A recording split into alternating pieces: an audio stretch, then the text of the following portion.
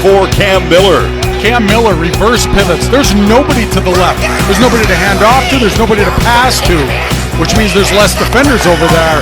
Yeah, haven't seen that play before. That's a nice changeup from.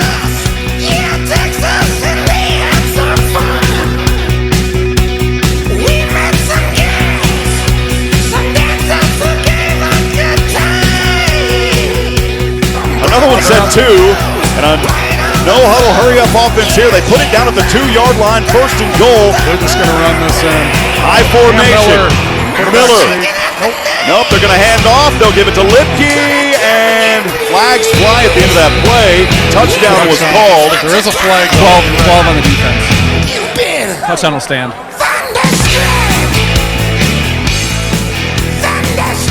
This ain't no Gucci team here.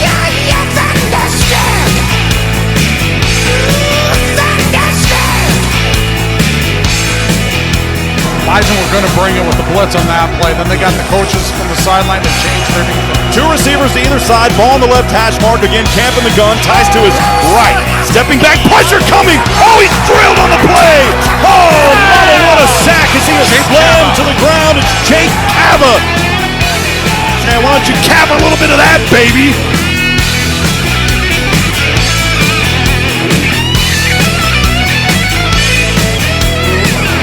Lawrence.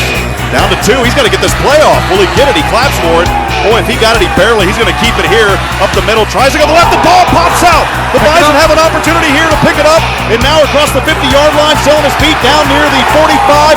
How about it for Code Green? Coming up there was Dom Jones, the safety.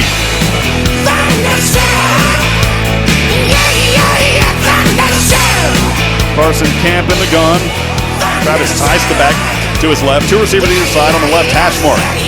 Quick pass, it's intercepted. Threw a dart right into the hands of Kopp. Sound the sirens. He's got one hauled in for an interception. That's the dagger right there for the Bison.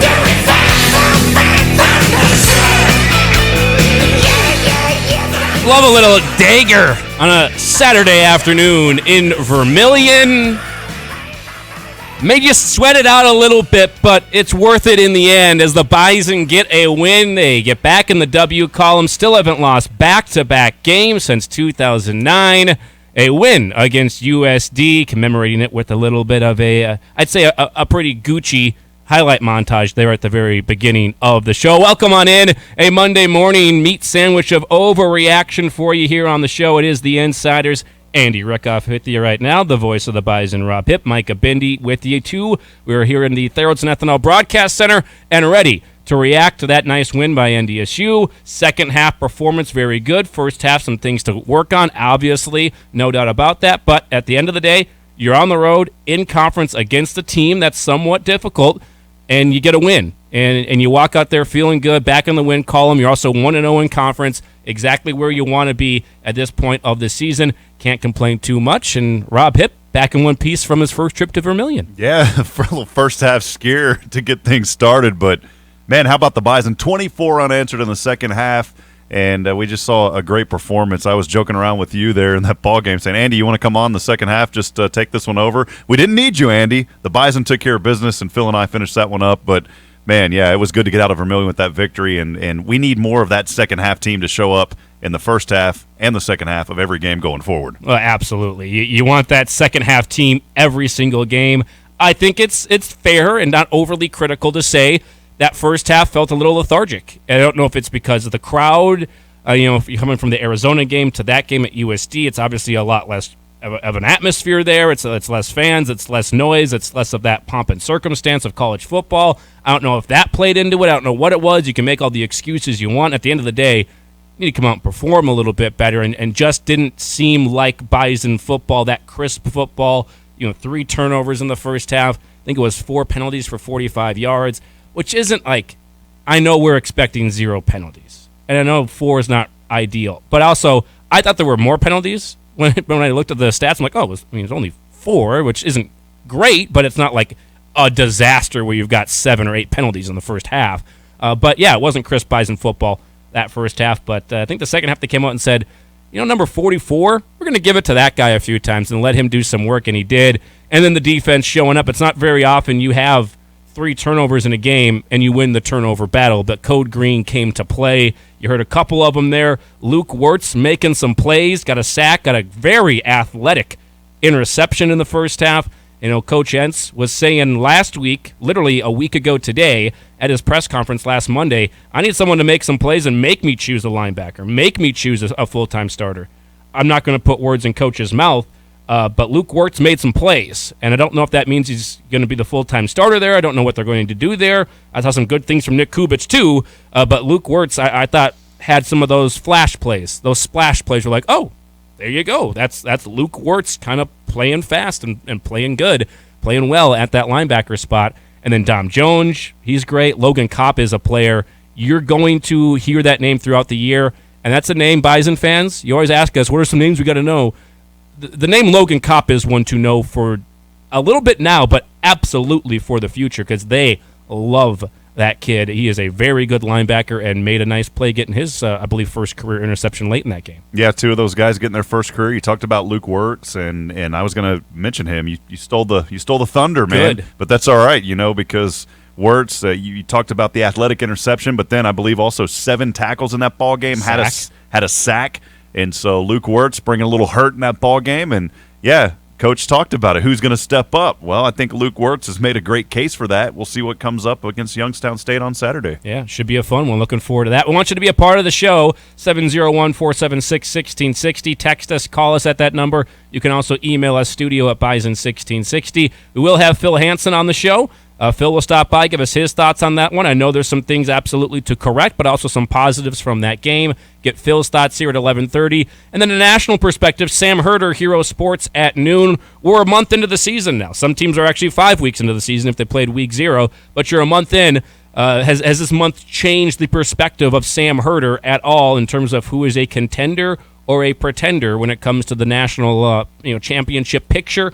And who can really be a team to watch making possibly a run to the semifinals or to Frisco. That's the lineup for the day, but we want you to be a part of it as well. And Mike in Maine was dialing us up right at the start of the show, wanting to get on the Epic Companies hotline and give us his thoughts from that game over the weekend. Mike, how you doing? Great to have you back on the show. Hey, thanks. Hey, guys.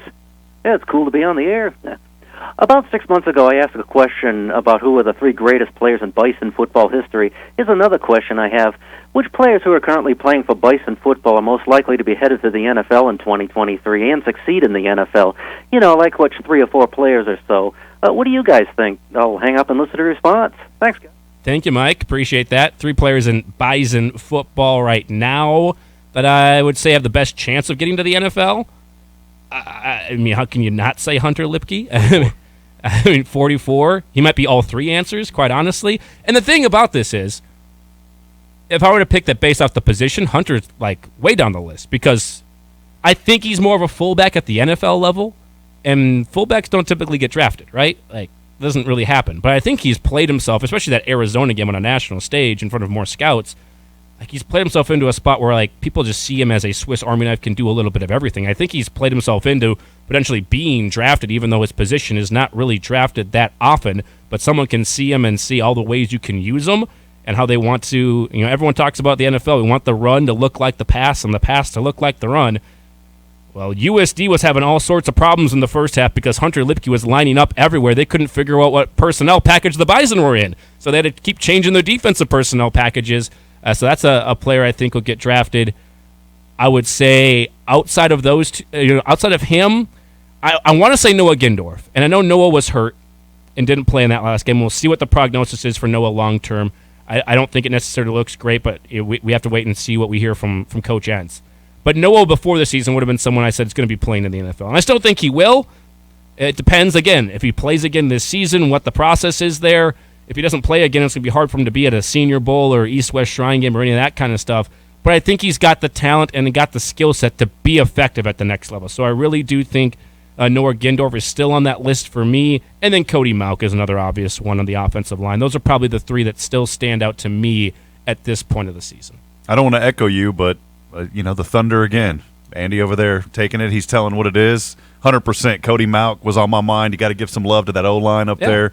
Cody's been phenomenal.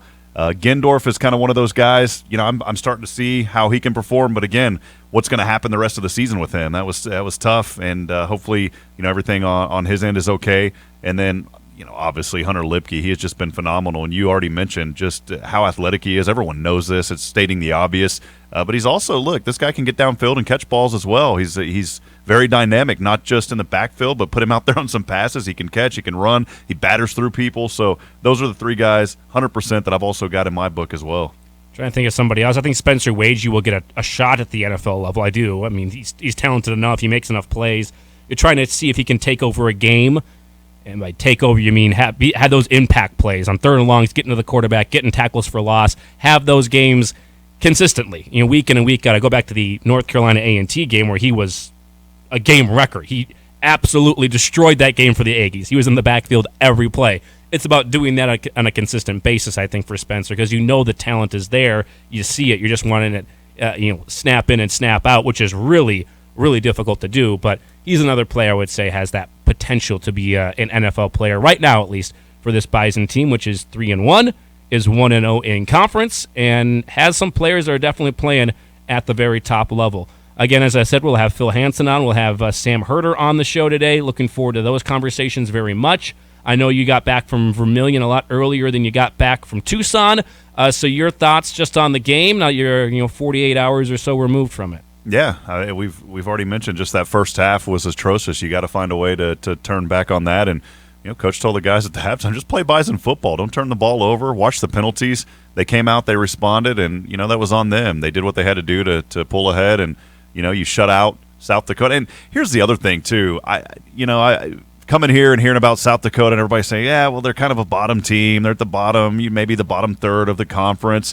I don't know, man. I'd say they're a middle third. I would say, and that's exactly what I was thinking, because this isn't a team that is as bad as advertised by many. Carson Kemp didn't have a bad game. You talk about their running back and Travis Tice, and he had a solid game as well. Mm-hmm. So this was a team that maybe a little unexpected there in that first half. But do you go back and think, okay, the Bison try to put the lid on every game on Monday after team meeting and start focusing on next week? I think there still was a little residual left over from Arizona. And once those first two quarters there in Vermilion came to fruition and passed, they're like, you know what, we're way better than this. Let's go out and just play Bison football. So it was definitely a second half that we needed. I think that shutout, 24 unanswered, just builds a lot of confidence heading in. You mentioned earlier, it was back since 2009, the last time that they had lost back-to-back. In fact, I think it was, 5 games they lost in a row back then? 5-game losing streak then, so, we definitely didn't want to start writing a new book on that and reopen that chapter or write a new book.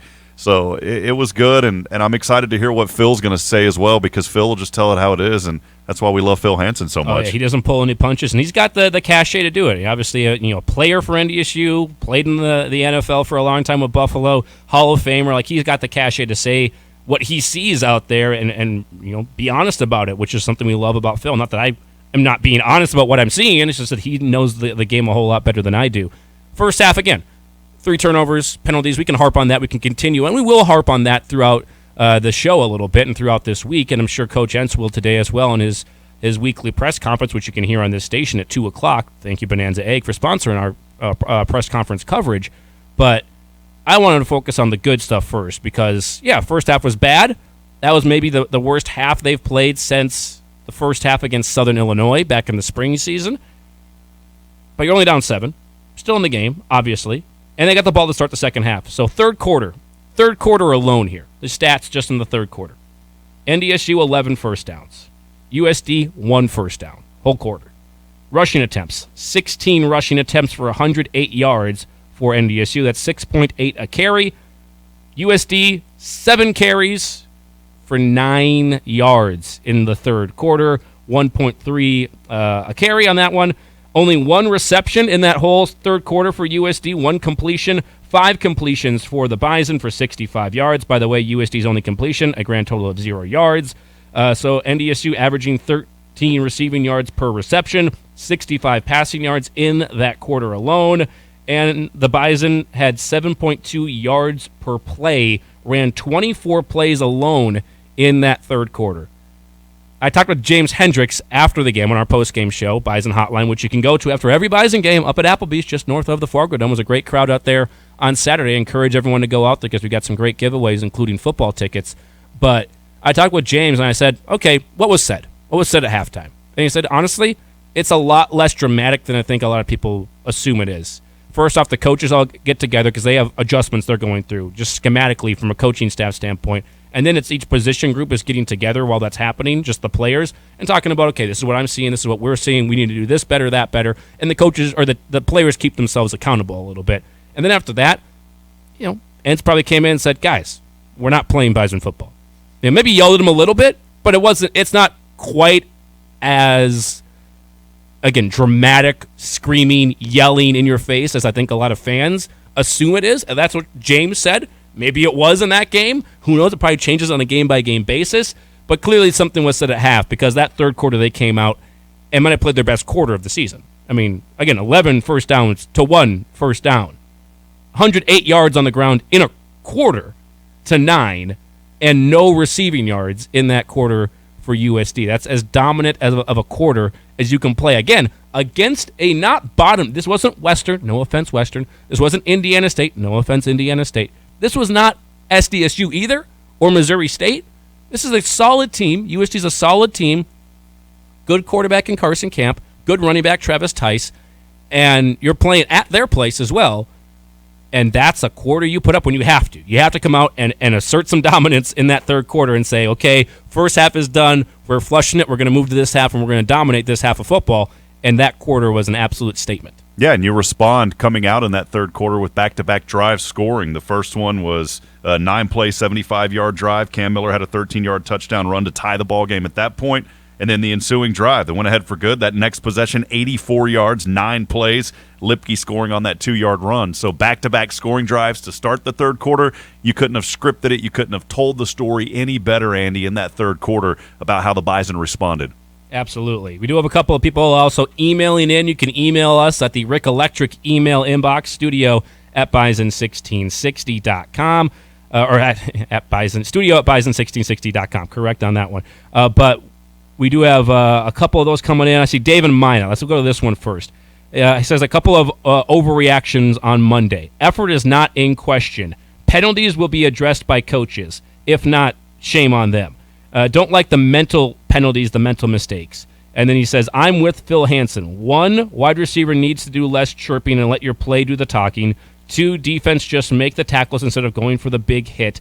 Cam needs to play loose and fast, not try to be perfect. Martinez from K-State is a prime example from Saturday night. That from Dave in Minot. Let's attack that one in kind of chunks. Yes, penalties will be addressed. And again, they were first half 4 of them, second half 1 penalty is all I had. And that was after a touchdown ended up being on a kickoff. Didn't really affect things a whole lot because it didn't take points off of the board at least. I don't like the mental penalties. There's a few of those, I would say, but I think for the most part, there's some effort penalties in there too. Think about face masks or different things where you're just trying to make a tackle, your hand gets caught in the wrong spot. Some of those are just, trying too hard, or not trying too hard, but trying really hard, and sometimes you just happen to get a penalty. And then he says, I'm with Phil Hansen. Wide receivers need to do less chirping, let their play do the talking. You guys saw that a little bit more than we did, or a little bit better than we did. What was your takeaway on that? It's competitive. Football's competitive, so you're going to see some of that. But I think the mantra of Bison success over the years is let your actions speak louder than words down there on the field. So there's been a little bit of extra chatting going on down there on the sidelines, but that's expected. This is college football. That's the way it's played these days. But again, well, your actions reflect that. Obviously, they reflected it on this past Saturday. But it's those games, Andy. You go back and then you lose, and then you're like, well, they shouldn't have said this or that shouldn't have happened. Hey, man, it is what it is. As long as you come out with the W, I think it's fair. But yeah, to a good point there, and again, appreciate Dave emailing that in. But to a good point, yeah, just let your actions speak louder than words. You don't need to go around because there's going to be some officiating that they're not going to be as tolerant of that. And after a while, they're going to have their eyes more on you than other players possibly because you've been the one that's back there running your mouth the whole game. So keep your mouth quiet, let it play out on the field, take care of business, and win games. That's my story. And sometimes it gets reflected in the penalties, unfortunately. 100%. It does happen. They've gotten penalties this year because of unsportsmanlike conduct or celebrations or different things like that. And again, I'm not here trying to be the old man saying no chirping, no celebrating, no, just go back and next play, have some fun with it too. And it is a very competitive game. You've got very competitive players out there. one other thing with NDSU, they play a physical brand of football. Other teams don't like physical football a lot. So when they get pancaked by an offensive lineman or by a receiver or bulldozed, yeah, they're a little upset and they get in somebody else's face. I think NDSU maybe needs to do a better job of just walking away, maybe just laughing it off and going, yeah, we just destroyed you in that one. I get why you're upset, and walking away. But when you're playing physical football, there's going to be some chirping like that because you're also ending up probably pretty close to each other with that physical football in the trenches. Yeah, and if you want to intimidate somebody, there's nothing better than, like you said, I love plays to where the opposing team gets physical, they start running their mouth, they start pushing guys, and then for our guys, just to throw your hands up, kind of laugh, and like you said, say, yeah, try to do better next time, buddy. That kind of talking I like. Because and just throw your hands up. There is nothing more intimidating about that because that is going to fluster the opposing team way more than you pushing back because now they feel that satisfaction of, like, I got to him, right? I got to him, now he's responding. Yeah, you think that was bad? Wait till the fourth quarter. Exactly. We're not stopping. We're not going away with this stuff. We're only going to keep running it right down your throat unless you stop it. So I would say something like that. Number 2 point on defense, just make the tackle instead of going for the big hit. What did you think about defensive and tackling? I know it's been a subject from the fans this first month of the season. I think that we saw, obviously, some more missed tackles in that ball game. Phil was clearly frustrated on the broadcast next to me on it, and he had every right to be. We were going up too high. We weren't wrapping guys up. Some plays we were trying to go down too low. So you've got to make those right tackles. There was plenty of plays in that ball game to where we saw their running back Tice literally just run through our guys. There was parts to where they weren't wrapping up because there was one play, I think it was his Under Armour, whatever he was wearing under there. You saw it rip and get pulled away. Well, that tells me that you're trying to grab for a jersey versus trying to reach and wrap up. So, yeah, you've got to make those tackles. That has been one area of concern, just letting guys run through us. And that has reflected on opposing teams' rushing yards against us. It was another game where I believe they had over 100 yards, and that's the fourth consecutive game now. They had 100 in the first half, just on the ground alone. And, again, third quarter, what did we talk about? I mean, it changed a little bit. Those numbers got a lot less. But one thing James Hendricks at least said on postgame is he felt like people were missing some fits or a little bit slow to get to their fits. And you have to remember, I'm not trying to give excuses, but Luke Wirtz, Nick Kubitz, first-time starters, I think they're getting better. I do think they're getting to those spots a little bit quicker. Luke's playing really physical. I liked what I saw from him in that game against USD. You also don't have Eli Mostert, so now you're getting Will Mostert's in some spots, and then you're getting freshmen like Heisman and Dutenheffer in spots.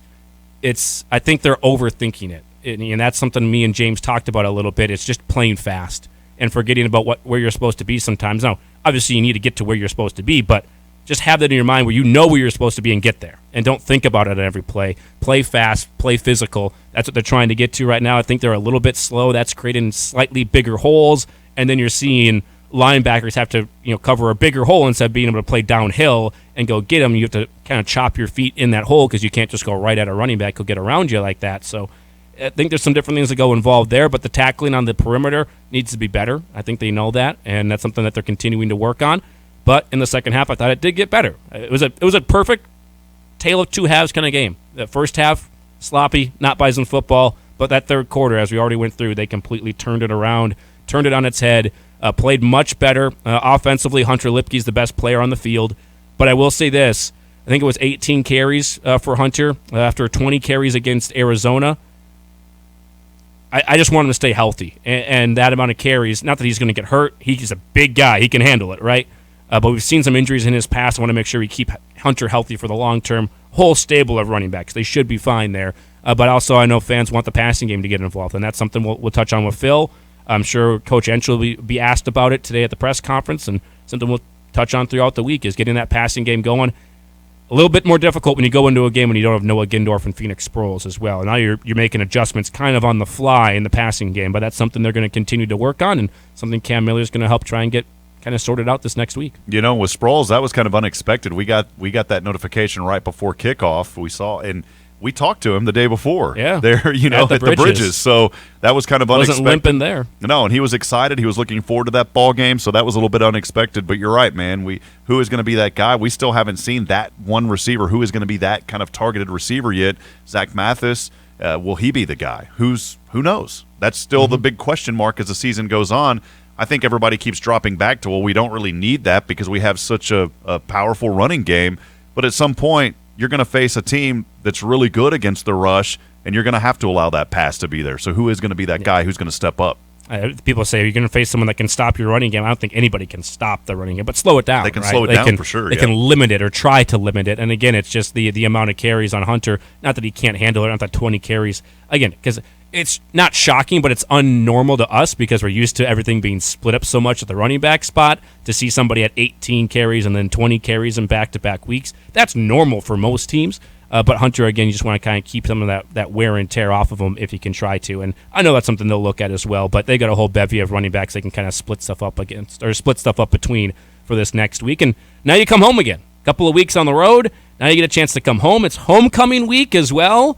So homecoming, a lot of former Bison, I would assume, are going to be in the area, which is going to be great. Youngstown State, who I think is an improved football team, coming in here as the Penguins coming off a bye week too, so an extra week to prepare for NDSU. Should be a good litmus test to see where the Bison stand and see kind of where Youngstown State stands as a program that's gotten better the last 2 seasons. They had a couple of wins to start the year before a bad loss, getting shut out against a really good Kentucky team. And then again, the bye week last week for the Penguins. They come into the Fargo Dome this Saturday. And all of our game week coverage of the Bison and the Penguins is brought to you by Nodak Insurance. They are the agents with answers online at nodakins.com. We'll take our first break on the program. We'll come back. The Hall of Famer Phil Hansen joins us next when we come back here on a Monday edition of The Insiders on Bison 1660. Champions play here. You're vice president material. You're vice president material. Bison 1660. I think what makes Proceed win is we're different than the other companies in many ways with our programming, our simplicity, our non-corporate attitudes, and our personal relationship building. What Proceed is, we bring back the old-fashioned seed buying experience. We're true seedsmen. We care about everything from the sale to the planting to following up afterwards. That's what we're all about, is just trying to bring that experience back to a personal level. Need seed? Think Proceed. Proceed.net. Great seed at a reasonable price. Did you know hyperbaric oxygen can decrease inflammation and speed up your healing process dramatically? I'm Menley with Fargo's first hyperbaric oxygen center, Healing with Hyperbarics, conveniently located off 45th Street. We are celebrating 4 years in Fargo, and as the experts in treating concussions, brain injuries, sports injuries, and post-COVID symptoms, we welcome you to find out how we can help you heal. We have an FDA-approved device to diagnose concussions and can treat the same day to get you back to feeling better faster. Find out how we can help you at healingwithhyperbarics.com. Homewood Suites wants you to feel at home. This upscale extended stay brand understands that being away from home can be challenging. So Homewood Suites in North Fargo has designed their amenities to make life easier for you. At Homewood, you can relax in a variety of suites with full kitchens, complimentary hot breakfast, outdoor grills, and recreational areas that make stays more familiar. When you need to be away, but you still want to feel like home, choose Homewood Suites by Hilton. Find out more and book a stay at HomewoodSuites.com. Want to work for one of Fargo's most progressive companies and potentially earn $47,000 plus incentives in the first year? Spartan Nash, a supplier to successful food stores, currently has warehouse positions open with potential earnings of $47,000. Spartan Nash offers insurance the first of the next month, 401k and PTO. Get a 10% discount on your groceries. Stop by the job fair Wednesday, September 28th from 11 to 4 at Spartan Nash, 3030 Main Avenue, Fargo. No matter where you work, whether it's at your kitchen table or in the office, you need to collaborate with your team. ProConnect from Consolidated Communications makes it happen. You'll never miss a call when you can answer from your desk phone, laptop, or cell phone. And you can communicate instantly using real-time messaging. Confidently connect with customers over secure video conferencing and work together to create and share documents. Get ready to connect, collaborate, and communicate brilliantly. Choose ProConnect, your team collaboration tool from Consolidated Communications. 30 years and counting. CI Apparel, #1 in corporate, collegiate, and high school apparel. We partnered with college bookstores and high schools to retailers to bring you high-quality game day apparel. Whether for work or play, every day is game day at CI Apparel with brands you love. Nike, Ogio, Under Armour, and the CI Sport brand. With competitive pricing and fast turnaround times, we help you work harder, play harder, and cheer harder in style. CI Apparel, 2121 43rd Street South in Fargo, and CIapparel.com. This is NDSU head men's basketball coach Dave Richmond, and you're listening to The Insiders on your home for NDSU Athletics, Bison 1660. Welcome back to the Insiders. Dave Richmond. We've got, I think there's starting practices this week. I think that's when they get their hands technically back on the players and get to do some of those practices. So either that or it might be next week, the very first week of October as well. But believe it or not, folks, basketball season's not that far away. We're getting a little bit closer to it. I felt some fall crisp in the air over last week, and it felt like football weather too. I know we were indoors at the Dakota Dome, but felt a little chilly. I felt a little fall crisp kind of up in my nose, man. And Bridget and I opened the window last night. The house we're renting is 2-story, so the heat rises. Mm-hmm. So it's been really hot. So we put the AC down low at 65. I'm going to tell you what, though. Last night we had the window open. It was chilly in that bedroom. Felt great. Just you wait.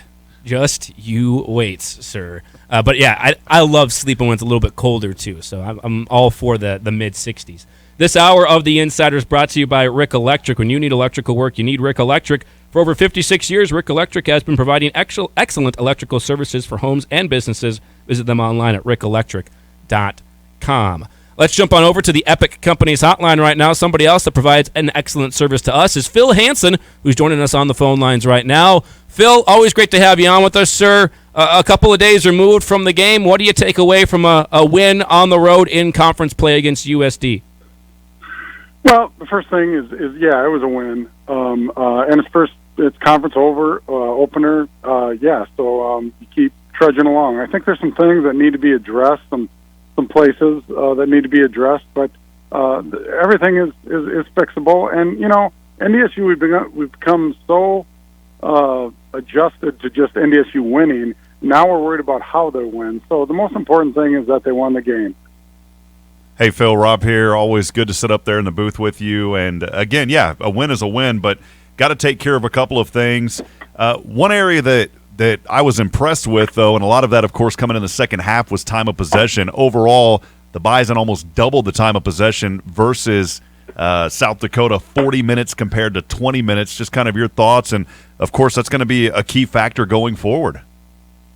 Bison offensive line is predominantly been the strength of the Bison teams over the last decade. Sometimes it takes them a while to get rolling, but I think they're in midseason stride already here. I'm a little concerned about the Nash Jensen injury, but Gray Zabel stepped right in, and they can run the ball.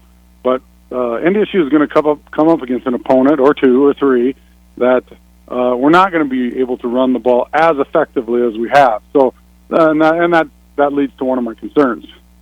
Phil Hansen here with us, our weekly conversation with Phil, brought to you by CI Sport. Have a listener with a question here as well, Phil, for us, and it says for Phil Hansen. The passing game, how do we go about making this more explosive downfield, especially without having someone like Gindorf and Phoenix Sproles on the field? What do you think about the passing game and making it more explosive? Well, I don't even know if it has to be explosive. It just has to be there.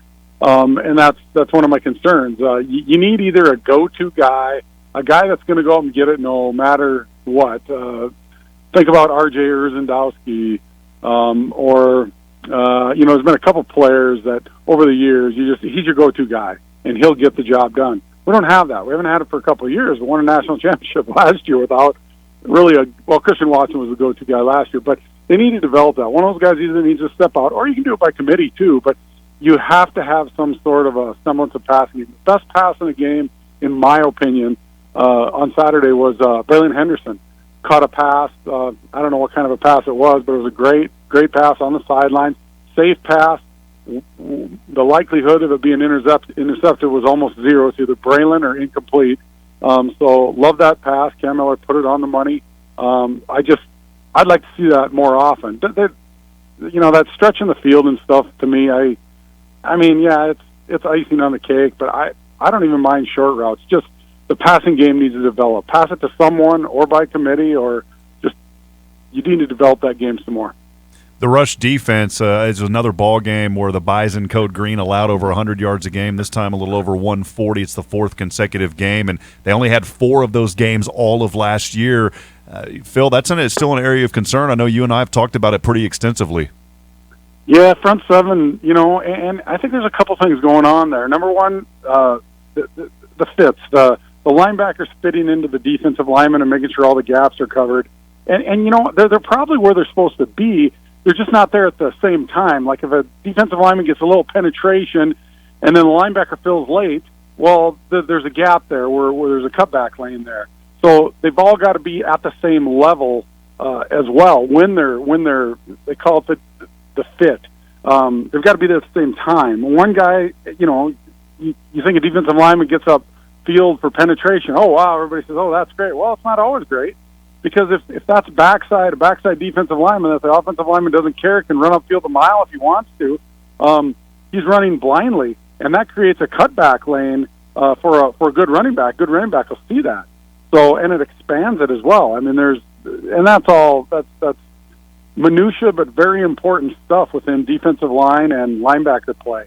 The other thing is tackling. I complained about it the second game and complained about the third game. And, I mean, that stuff of coming there with the shoulder, and I'm a tough guy, I'm going to blow you up. And, I mean, that doesn't go against good runners. They bounce off you and they keep running. And Bison have predominantly over the years been a good tackling team. That is absolutely correctable, in my opinion. I mean, but those two things, I think the defense, those are the highlights, what they need to work on. I'm going to look at something positive from the game as well, as NDSU gets the win. We're talking with Phil Hansen here. You're right. Hey, they won the game. Exactly. And we're complaining. There's a lot of things to correct. I get that, but the best way to correct things is after a win and not a loss, in my opinion, at least. I'm going to go after one guy I thought had a really, really good game, Phil, and popped off the tape. Matt Hansen said we needed someone to give us a reason to choose somebody at the linebacker spot. He said that in the press conference last Monday. Well, Luke Wirtz, I got 7 tackles. I have a sack. I have an interception that was a very athletic interception and coverage as well. Luke Wirtz and his play, do you feel like he's starting to play faster and really settle in at that starting linebacker spot? Yeah, he got a lot of reps. I thought he was kind of tired there towards the end, but yeah, he made some big plays. That was an extremely athletic interception he had. He had to go up high at the height of his jump and timed it right and came down with it. Huge play, and like I said, the tackles. Linebackers should have a lot of tackles. I mean, they're the guys who usually are the guys in the making tackles on running backs. But yeah, really good game by him as far as numbers. Phil, we've talked a lot about, action speaking louder than words, and just a little bit of the chippiness, the chirpiness, whatever you want to call it, going out on there on the field. But one guy who has definitely backed up his actions out there on the field, or his words and actions, however you want to look at it, talking about Dawson Weber. He had 2 forced fumbles against South Dakota a week ago. That is his 3rd of the season. Just what are some of the things that stand out about his play so far? Yeah, I mean, he's been, I think this year, last year I thought the defensive line was a strong point. This year I think the defensive backs are the strong point. And, yeah, they've come to play. They're coming into their own. There's been no huge gaps that I've seen where there's receivers uncovered. So they seem to work well together, and they're going to have to depend on that. The rest of the team is going to have to depend on that. So Dawson, he's probably the guy. He likes to talk a lot out there, but, to each his own, but I've always been a guy, let your actions speak more than your words, but I don't think he can help himself, and he probably can, he likes to get in there and chirp a little bit, and just make sure you don't get a 15-yarder out of it, and they're always good. Yeah, exactly. It's a competitive game, right? We got competitors out there. They're competing, and sometimes they let you know that they're competing a little bit, especially between the white lines. Phil Hansen here with us. I wanted to also focus a little bit on the return game. I know Jaden Price had one where he fair caught it and was really upset that he fair caught it. But you also didn't know, again, no turnovers there in the return game. Been really good at that so far this year. And then a couple of field goal opportunities and perfect on the PATs again from Griffin Crow. So it looks like he's got some real good accuracy right now from the kicking game. Yeah, Jaden, when in doubt, fair catch it. And, you can say he made a mistake. I mean, I would always err on the side of safety in the punt return game, and he did. So I think he's just kind of mad at himself because he did have a little space there. But, he'll get his opportunity. Don't try to force it. Just make sure you can catch it and then do your thing. It'll come. Somebody will kick to them yet this year. Crosa was good. I'd like to see those kickoffs go a little bit deeper. They landed about on the 5. I'd like to see them, on the 2 or 1 or into the end zone a yard. Make that guy make a decision whether he wants to bring it out or not. And then I'd like to see it a little closer to the sidelines without going out of bounds. But those are all things that are, they're small things. Now you got Youngstown State coming in to get a return home after a couple of weeks on the road, back in the Fargo Dome this week, homecoming against the Youngstown State team that I don't think we expect great things from, but this also was a team I've thought from watching them from afar over the last 2 seasons, they've been getting better and better and have some good players, plus they're coming off a bye week. So how much does that factor into your thoughts and this matchup with the Penguins? You know, Andy, it's Monday. I've been on the road for 2 weeks. I don't know anything about the Youngstown team this year. I do know they have a tremendous tradition. I mean, they've won a lot of national championships at this level before we got into it. And I know they're competitive and they believe in what they're doing there. I know they're resilient. I just don't know exactly what they look like this year yet. But yeah, if they got a week off, that's always going to help them. And but I'm glad we're finally home. I think we need a home game. Well, speaking of home, it's homecoming this week, and so there'll be a lot of festivities leading up to this ball game. Dr. Cook's also going to have kind of his inaugural address to the university on Friday, and I was just reading that all 2,750 student tickets have been claimed for homecoming. Phil is a former player and a Bison great. Just how special is homecoming week? Yeah, it's always unique. I mean, now that I'm a former Bison player, it's nice to see some guys that come in for homecoming specifically. Hopefully the weather will be nice, but I mean, for the whole university, for old and young, and anybody who has a connection to NDSU, I mean, that's the time to kind of rally and be proud of your alma mater. So, yeah, it's fun time. I always look forward to it every year, seeing new faces and stuff. Well, Phil, always appreciate the time. Thanks for stopping by with us for a little bit. Nice to learn some lessons after a win, and nice to be 1-0 in conference play. And again, no back-to-back losses since 2009. A pretty good streak for this Bison football program. Appreciate your time, Phil. Talk with you again next Monday. All right, guys. There we go. Our conversations with Phil brought to you by CI Sport. 30 years and counting. CI Apparel, #1 in corporate, collegiate, and high school apparel. Whether it's for work or play, every day is game day at CI Apparel. CI Apparel offers competitive pricing and fast turnaround times so you can work harder, play harder, and cheer harder in style. Online, CIapparel.com. Your thoughts from what Phil had to say there? I think he's right on the money. You just got to continue to just clean up on the penalties. Take care of the ball, and despite everything, I mean, I was going back and looking, the Bison still ranked top 10 in a lot of categories throughout the FCS. Our rushing offense is 5th, averaging 265, and then the total defense, as much as we're saying, hey, they're giving up this and certain things are happening, they're still 7th in the nation, giving up 266 yards, and then also, how about the passing defense? Against the pass, 3rd in the nation. They're only allowing 128 yards a game. So there is a lot of positive to take away. I know sometimes you want to nitpick and say, hey, we got to do this better and do this. And that's good. You need to, because you got to clean those things up. But on the flip side, and I want to encourage Bison Nation, I know that there's some things this season you may have not seen before and you're getting a little bit worried. This is still a really, really good team. It's still very early. But now it's time to start chopping away. I still have very high hopes and expectations for this team. They're going to do really well. Oh, absolutely. They're in a great spot. They're going to be the #1 team in the nation again this week when all the polls come out. Actually, some of them already have. We'll go through those here in the next segment. But this is a team that if they were playing perfect in September, I'd probably be more worried, actually, because they shouldn't be playing perfect in September. There's some things to work on, some things to fix, some things to clean up.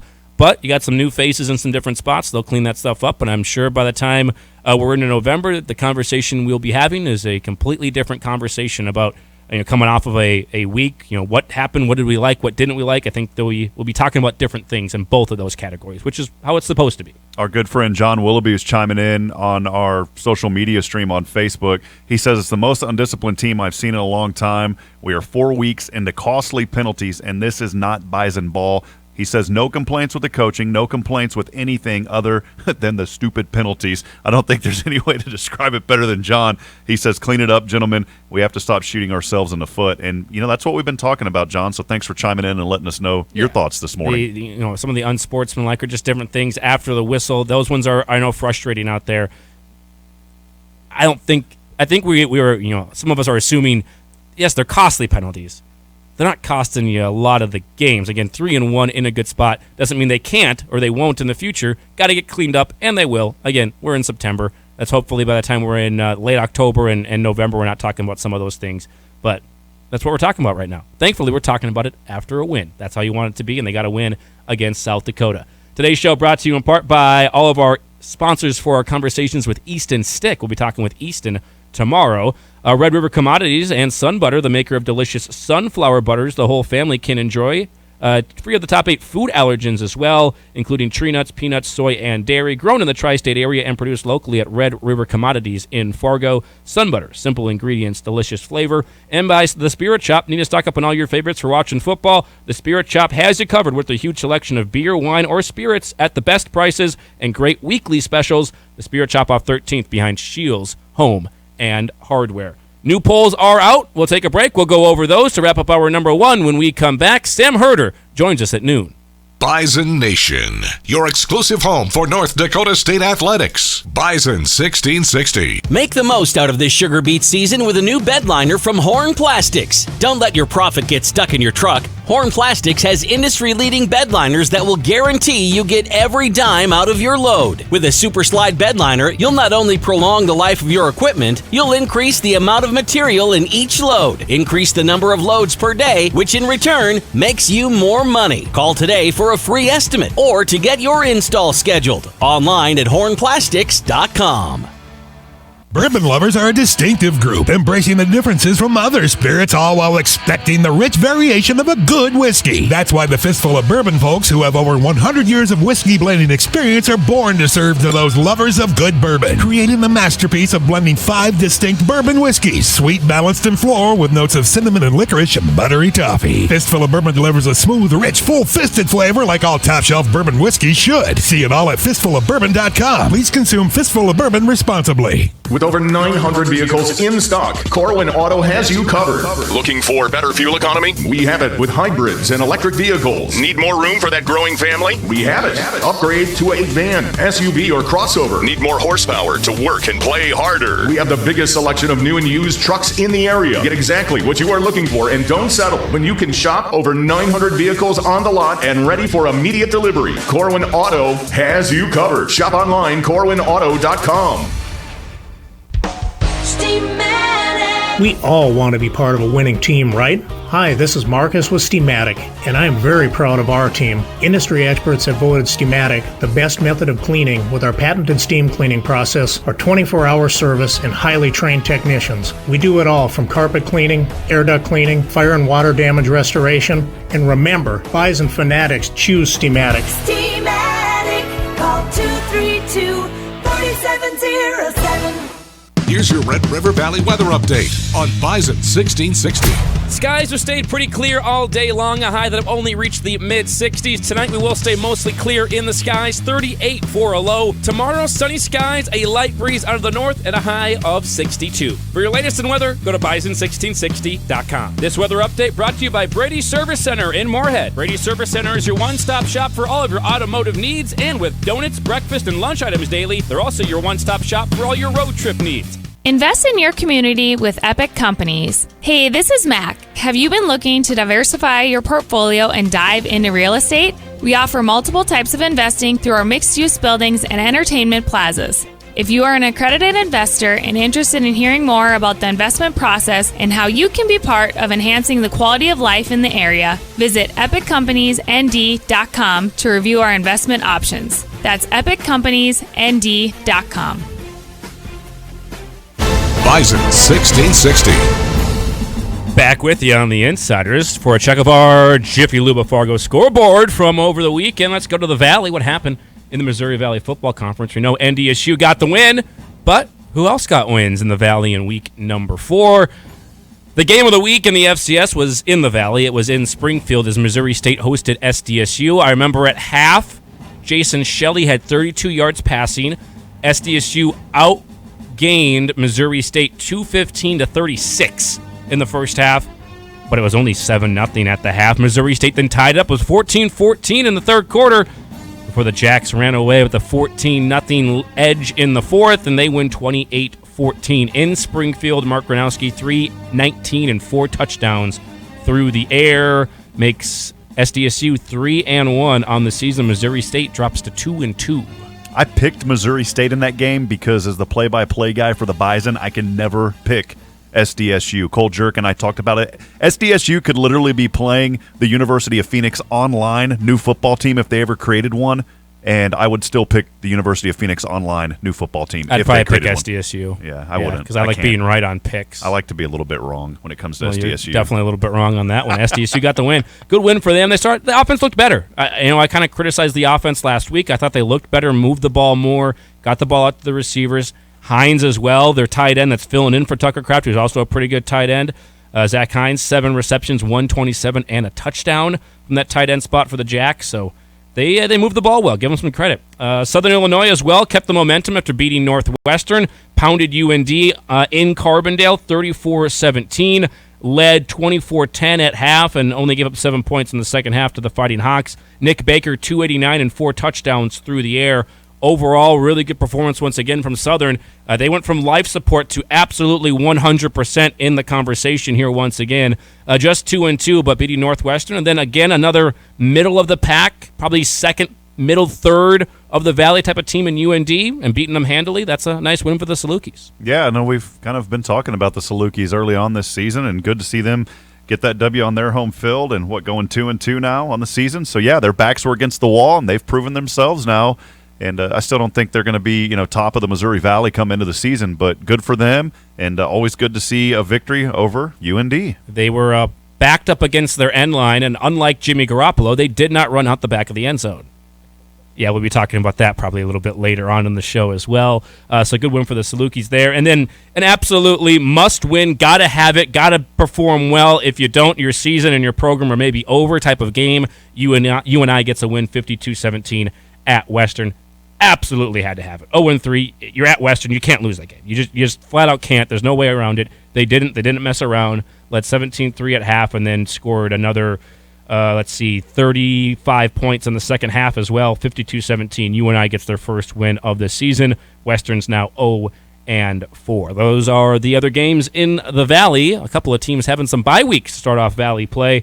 Our Jiffy Lube of Fargo scoreboard brought to you by Jiffy Lube of Fargo, serving the Fargo-Moorhead community for over 40 years. You never need an appointment at any of their 3 locally owned and operated locations. So make your next stop at Jiffy Lube of Fargo today. Jiffy Lube of Fargo, where you can do more in a jiffy. And some football bed music to round out hour number 1, because we got a new coaches poll out right now. Stats FCS still taking a little bit of time to come out, but the coaches poll up here right for you right now. Number 1 team in the land, it's North Dakota State. 24 out of the 28 first place votes. They are number 1. Montana getting the other first place votes, all 4 of them. And they are at number 2, staying in the same spot from basically all year long. SDSU stays at 3. Montana State was tied for 4th last week. They're still number 4, but they're no longer tied for 4th. Sac State jumps up from 6 to 8 with their very impressive win over Colorado State, an FBS program. It's not a very good FBS program, but they beat them by like 4 scores or something. Nice win there for Sac State. Delaware goes from 8th to 6th. Weber State is at 7. Jackson State is at 8. Missouri State at 9. Chattanooga at 10 rounds out your top 10. What do you think there of the top 10? I think it's good, man. I like to see Delaware continuing to climb. And, boy, Sacramento State, did anyone really expect them to have this jump this season? And, hey, what are they, 3-0, undefeated, and moved up another spot in the poll as well. Moved up another spot. Looked fairly impressive there, but I've been critical on Sac State. I'll give them some credit. They went into Cedar Falls when UNI was backed up against the wall, had a clown fight at home, and Sac State beat them in Cedar Falls. And then, again, Colorado State's winless. Are they a good team? I don't think they're that good of a team in the FBS, but still an FBS team. You went to their place and absolutely destroyed them. It wasn't even a contest. The final was 41-10. Not even remotely close. And to beat a team like that at their place, that's impressive. So give some credit to Sac State. Maybe you have to have Jason Ross on a little bit, their play-by-play guy, and ask, is this a little bit of a different team?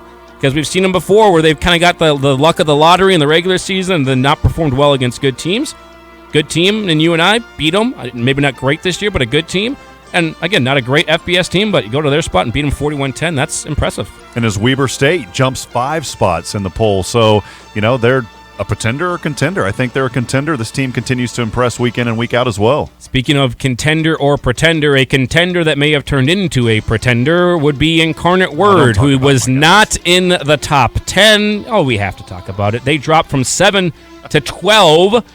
So Chattanooga's at 10, Holy Cross at 11. Incarnate Word, after a loss to Southeast Louisiana, drops out of the top 10 from 7 down to 12. 41-35 the final. Lindsey Scott Jr. held to just 3 touchdown passes and 333 yards with an interception. Southeast Louisiana, 17 points in that fourth quarter. They walk away with a 6-point win at home against the Cardinals. Yeah, I think that was a little bit of a shocker. No disrespect to SCLA down there, but, man, that's tough. And you give up 17 in the fourth. They just took control in that final frame. And, I hate it for Incarnate Word. That's my buddy over there that's the analyst.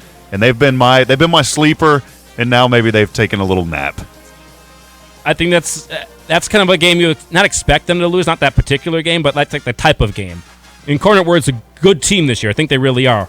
Seem a little ahead of schedule. It's like they got to learn how to win consistently every single game. Probably started feeling a little bit good about themselves after putting up a ton of points, and then you feel too good about yourself. You drop a game that you're like, how did we drop it? You probably shouldn't have dropped it, and you end up dropping in the polls because of that. After that, at 12 is Incarnate Word, 13 is Mercer, Stephen F. Austin at 14, Villanova at 15. Stephen F. Austin getting a little bit of conversation about them for what they did on the football field on Saturday. You see the final score of that one from Stephen F. Austin? Did not, no, I haven't. Warner, a Division II school, I believe, maybe even NAIA, 98-0.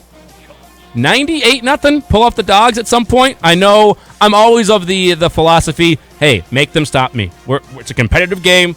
I'm not going to stop myself. You stop me.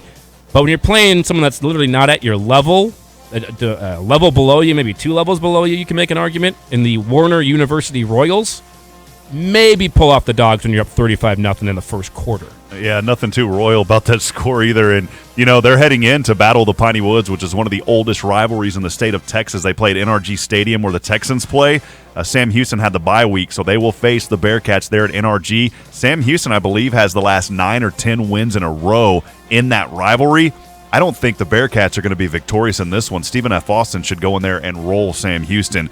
And, I'm expecting that to happen. It's just not been the same Bearcat team this year. Also, Stephen F. Austin had 4 different players throw a touchdown pass in that game. 4 different ones throw a touchdown pass. Trace Self, 266 and 4 touchdowns. So they did bring in the backups. It's not like they were just going starters the whole time, but 98-0 the final in that one.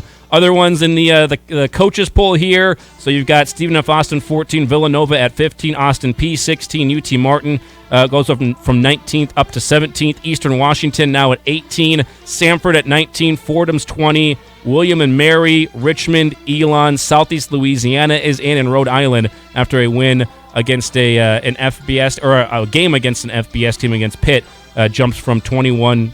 Falls from 21 down to 25 after losing to Pitt. So there's the coaches poll for you. Eastern Kentucky and Youngstown State both dropped out of the coaches poll this week. That will do it for hour number 1 of the show.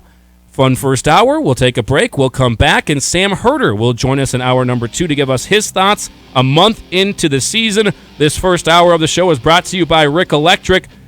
You need to call on Rick Electric if you have electrical needs. Rick Electric has the pros to get them done for you. For over 56 years, Rick Electric has been providing excellent electrical services for homes and businesses. Visit them online at rickelectric.com.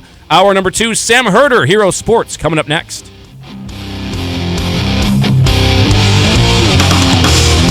As the days get shorter and the temps get a little cooler, now is the time to start thinking about projects for Rick Electric in your home this fall. Hey, it's Chris Hansen. Rick Electric has been proudly providing services in the Fargo-Moorhead area since 1964. Right now's a great time to schedule your winter projects, like having a Generac whole house generator with automatic transfer switch installed, or more outlets for Christmas lights. Rick Electric, 233-6194, or go to rickelectric.com. Code Green is coming alive! Bison football is back at home this weekend as they host the Youngstown State Penguins. Our comprehensive coverage starts at 7 a.m. with kickoff scheduled for 1 p.m. on Saturday. Coverage of Youngstown State versus NDSU is brought to you by Nodak Insurance Company. Safe drivers can save up to 30% on their auto insurance when they enroll in the Drive for Less program. Download the Nodak Insurance app to start saving today. Visit NodakINS.com. Nodak Insurance Company. Agents with answers. Bison Nation! Catch your Bison at Barco Barcode this season. And before every home game, hop on the Barcode Bison bus to the Dome to tailgate, and then back to Barcode to watch and cheer on your Bison. For only $15. The action only gets better after kickoff with beer bucket specials. That's 5 beers for just $20. You can mix and match Coors Light, Coors Banquet, Carbless Lemon Lime, Carbless Cranberry, and Carbless Black Raspberry. This season, the Bison are at Barcode, veterans just south of Costco. Go Bison! At Hansen Runsvold Funeral Home, one of the greatest honors I have is to be invited into the life of a family who has called on us during a time of need. It is such a blessing to be a part of a community that genuinely values a life well lived and the importance of honoring that life. Having been born and raised in Fargo and now raising my son here, I have a deeper sense of what it means to be an active member of our community. The bonds we share, the stories we live, make us who we are. Hansen Runsvold, helping families look to the future with hope. Just as the Bison are champions on the field, Todd Cattermas with Beyond Realty is a champion in real estate. When it comes to buying or selling a home, Todd knows the market and will guide you through the entire process. Choose someone you can trust. Call Todd Cattermas with Beyond Realty today at 701-371-4234 or visit him at Beyond Realty, 4832 Amber Valley Parkway in Fargo. Todd is a proud partner and the preferred realtor of NDSU Athletics. Todd Cattermas with Beyond Realty. Moving the herd, one home at a time. Every fan loves an explosive play on the field when someone breaks free and takes it to the house. Take that feeling anywhere with the explosive taste of Bud Light Seltzer, the official hard seltzer of the NDSU Bison. Bud Light Seltzer is always the right call for game day. The bold flavor of the hard soda variety pack and the all-new seasonal apple slices flavors will definitely score points with your team in the tailgate zone or inside the Fargo Dome. Bud Light Seltzer, the official hard seltzer of the NDSU Bison. Please drink responsibly, never drink and drive. KQWB West Fargo, KPFX HD3 Kindred, and K224FD Fargo. Bison 1660, powered by Gateway Chevrolet, Cadillac, Nissan, and Hyundai in Fargo. And here's what you need to know. Georgia Tech has fired football coach Jeff Collins and athletic director Todd Stansbury, according to multiple reports. Collins went 10-21 in 4 seasons. The NFL is replacing the Pro Bowl with the Pro Bowl Games. It features week-long skills competitions and a flag football game to be held at the end of the week in Las Vegas. NFL media reports Chargers defensive end Joey Bosa and left tackle Rashawn Slater will both have further tests on injuries that knocked them out of Sunday's game against the Jaguars. Bosa dealing with a groin injury and Slater a biceps injury that's considered potentially serious. NFL media also says Lions running back DeAndre Swift suffered a shoulder strain against the Vikings but is not expected to need surgery. NFL media also saying Cowboys tight end Dalton Schultz will test his knee in warm-ups before tonight's game against the Giants before a decision is made on his availability. NFL media also saying the Cowboys are not expected to have receiver Michael Gallup for the game. I'm Nick Cope. You've got the insiders. How you play today, from this moment on, is how you will be remembered. That's what living is. That's right. The 6 inches in front of your face. Bringing you what you need to know and a whole lot more. Topics you care about, guests you know, and the conversations you came to hear. The Insiders are presented by Proceed. Need seed? Think Proceed. This is your time. Now go out there and take it. Now, here are the Insiders. The Insiders. The Insiders. The Insiders. Insiders. Rob Hipp and Andy Rickoff. Hour number 2 on a Monday morning of Overreaction, and we're here with you to break it all down. Andy Rickoff, voice of the Bison, Rob Hipp, Micah Bindi inside our Theraldson Ethanol Broadcast Center. Theraldson Ethanol, one of the nation's largest ethanol facilities, a 175 million gallon per year ethanol plant located just west of Castleton. Fuel your future and join their growing team today online, theraldsonethanol.com.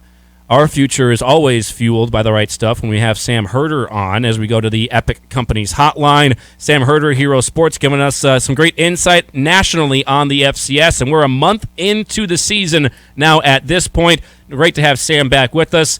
We are a month in, Sam. What do you think overall? Some many overarching thoughts on the FCS now that we're 4 weeks, maybe some teams even 5 weeks into the season? Yeah, it's been a pretty fun season. I think there's been some surprises, some disappointments, some risers, some fallers, all that good stuff that you usually see this early. in the season, but I think for the most part, it's pretty clear that there are 3 teams in Tier 1 of the FCS: North Dakota State, South Dakota State, Montana. And then it's kind of a battle for whoever wants to be in the second tier. Some have risen into the second tier, some have fallen out of the second tier. But I do think the top heaviness of the FCS continues this year. That's kind of where I wanted to start things off. I think when the season started, we said there was 4 teams, maybe 4.5, that you felt could make it to Frisco: NDSU, SDSU, Montana, Montana State, and then some people were high on Missouri State as well. Now you say 3 in that separate tier. Has it really changed much for you? Well, I think there are. I mean, depending on the bracket matchups, I think there are several teams that can make it to Frisco, just depending on how the bracket sets up. I mean, if Weber State made it to Frisco, that wouldn't surprise me. If Sac State made it to Frisco, that wouldn't surprise me. But how I view Tier 1 is less about who makes it to Frisco and who is legitimately good enough to beat North Dakota State. Essentially, is what it comes down to. And I think South Dakota State is good enough to beat NDSU in the playoffs, and I think Montana is good enough to beat NDSU in the playoffs. I'm not saying that is going to happen. I just think those are 2 worthy teams to knock NDSU off its throne. But other than that, I don't think Sac State is there. I don't think Montana State is there. Now, could they make it to Frisco and meet up with NDSU if, for whatever reason, NDSU is the 1 seed and Montana is the 4 seed and South Dakota State's the 8 seed, and Sac State is the 2 seed? Yeah, then Sac State can make it to Frisco. But I only think there's 2 teams outside of NDSU that are built good enough on offense and defense to hoist that trophy in Frisco. Hey, Sam, great to talk to you. Rob Hipp, voice of the Bison here. And literally, I mean, just a few minutes before we went on, I saw you posted an article about Hunter Lipke here for the Bison, kind of switching gears, talking about our team a little bit and his chances to win that Walter Payton Award. I know there's some fans that say, yeah, he's really good, but maybe not, not the one to win that award. You seem to think differently, as do we here in this studio. Just kind of your thoughts on his performance and how he's played so far through these first 4 games. Yeah, he is a beast, to put it lightly. I think everyone knows how good he is. And the point of my kind of column-ish story that I just published on Hero Sports was to point out that I've seen that being talked about a lot in Fargo, whether it's fans or media, saying, Hunter Lipke is arguably the best offensive player in the FCS, but he doesn't have a chance to win the Walter Payton Award. And I understand that mindset in terms of these awards to a certain extent come down to numbers. And Lipke can, he's been dominant this season, but the next 2 games, Lipke might only have 7 total carries because NDSU should roll in these next 2 games. And so I understand that the thought process of, well, Lipke's not going to have the type of numbers to win this award. But I pointed out there are several examples of past Bison players, whether it be this preseason or last year, being, either winning the award, like Trey Lance, despite him being, there's basically in 2019, there's 26 total players finalists for the Walter Payton Award. 15 of them were quarterbacks. Out of those 15 quarterbacks, at the time of voting, Trey Lance was number 15. He was dead last when it came to passing yards, yet he still won it. And then, Christian Watson didn't put up monstrous numbers last year. He was still a first-team All-American. Guys like Michael Tutsi was a preseason All-American this year. He didn't really have monstrous numbers this year. And so the point of my column was saying that a lot of people will say, oh, everyone just watches the box scores, everyone just goes off of numbers. Well, there are several examples of NDSU players getting a lot of individual love despite them not being in the top tier statistically. And so I think that's why Lipke has a better shot to win the Walter Payton Award than some people in Fargo might think, just because, yeah, he might end the year with 700 total yards rushing while there's 6 other 1,000-yard rushers. But I think voters, even if they aren't watching every game, are smart enough to realize that Lipke is, as good as any of those other rushers, even though his total numbers might not jump off the page. Yeah, Hunter Lipke has a better chance to win the Walter Payton Award than even some NDSU fans think. New article up there on Hero Sports from Sam Herder, who joins us right now on the phone lines. I want to focus on the top half of that poll. I know you have a new poll up as well at Hero Sports after this 4th week of the season. First off, a couple of teams, we just touched on it. Rob's going to hate me for bringing it up, but Incarnate Word, a team I was extremely high on. They had looked extremely impressive, but then they drop a game against Southeast Louisiana. I said it kind of feels like a game where this is still a young, little bit of an upstart team, probably got ahead of themselves a little bit, felt really good about themselves, and then you drop a game where you're like, how did you drop that one? How far do you drop them down, and do you think that's a team still to watch out for in the long term? Yeah, I dropped Incarnate Word to 18, one spot behind Southeastern Louisiana, who's number 17. Now, SLU has kind of had UIW's number the past couple of years. I think, yeah, you're probably right. Maybe UIW was looking ahead of things, reading the headlines a little bit too much. I was saying last week at this time that, hey, this is the last tough opponent for UIW, and if they get past the Lions, then we could be looking at an 11-0 UIW team, and does that mean they're a top 4 seed? I don't know, but they're looking really good, and they could go undefeated. Well, obviously if they get knocked off in a back and forth game that if UIW had one more possession, probably would end up winning that game, maybe, or had a bit more time to come back and win. I still think, even when they were 3-0, they had the FBS win. They beat up on Southern Illinois in the season opener. I wasn't there quite yet as far as putting UIW in that top tier. I think I had them number 5 or number 6 last week, but it was a team that I never really thought, okay, this is a team good enough to beat the Bison. This is a legit national title contender. I didn't put them quite in that tier, and maybe this game sets them back a little bit. But like I said, their remaining opponents aren't all that good. They play teams like Lamar, McNeese. Like, they should win out and finish 10-1, and we'll see what type of seed they get from there. But I do think it is a team that's rising, but not there quite yet to really challenge that top part of the FCS. Hey, Sam, I kind of go back to my original home, back a little bit closer to Texas, and talking a little bit about Stephen F. Austin and that 98-0 just thwarping over Warner, Yeah. which was just, ridiculous in my opinion. But, this is Sam Houston is in transition to the FBS, and SFA and Sam Houston have battled for a long time, one of the oldest rivalries in the Lone Star State, in the Battle of the Piney Woods. And there's talk now that rivalry is done after this year. You've been covering the FCS and done such a fantastic job for so long. Losing those type of rivalries, no matter where you're at geographically, but losing those kind of rivalries, do you think that hurts the FCS, or in the grand scheme of things, does it even really matter? I think it does. I think it does hurt the FCS, maybe beyond those rivalries, because obviously losing that rivalry is a massive deal for that region, those two teams. A neutral site game that always drew great crowds. You can kind of understand to a certain extent why that isn't going to happen, anymore, because it's very rare for an FBS team to want to play an FCS team on a neutral site field. Usually, obviously, the FCS teams are going to go to that FBS venue, and so I think it hurts it more regionally as far as losing those rivalries. But I think overall, nationally, the national landscape, when you lose a team like Sam Houston, I don't necessarily view it as, they're going to lose that great rivalry with SFA, and more about, that's one more potential national title contender that is now leaving the FCS. So I think grand scheme of things, the big picture, it hurts the FCS more from that perspective rather than rivalry games. But that is always a very fun game to watch, and it should be fun this upcoming weekend. Interesting, too, because, Sam Houston is not really on the national FCS radar because they aren't eligible to be voted on, and at the same time, SFA was getting top 10 love in the preseason, and they've completely fallen off now. And so it's still going to be a great game. I'll still watch it. It'll still be really fun to watch, but the stakes in this game, certainly are not as high as they once were in the past. And Sam Herder with us. You can follow him on Twitter at SamHerderFCS.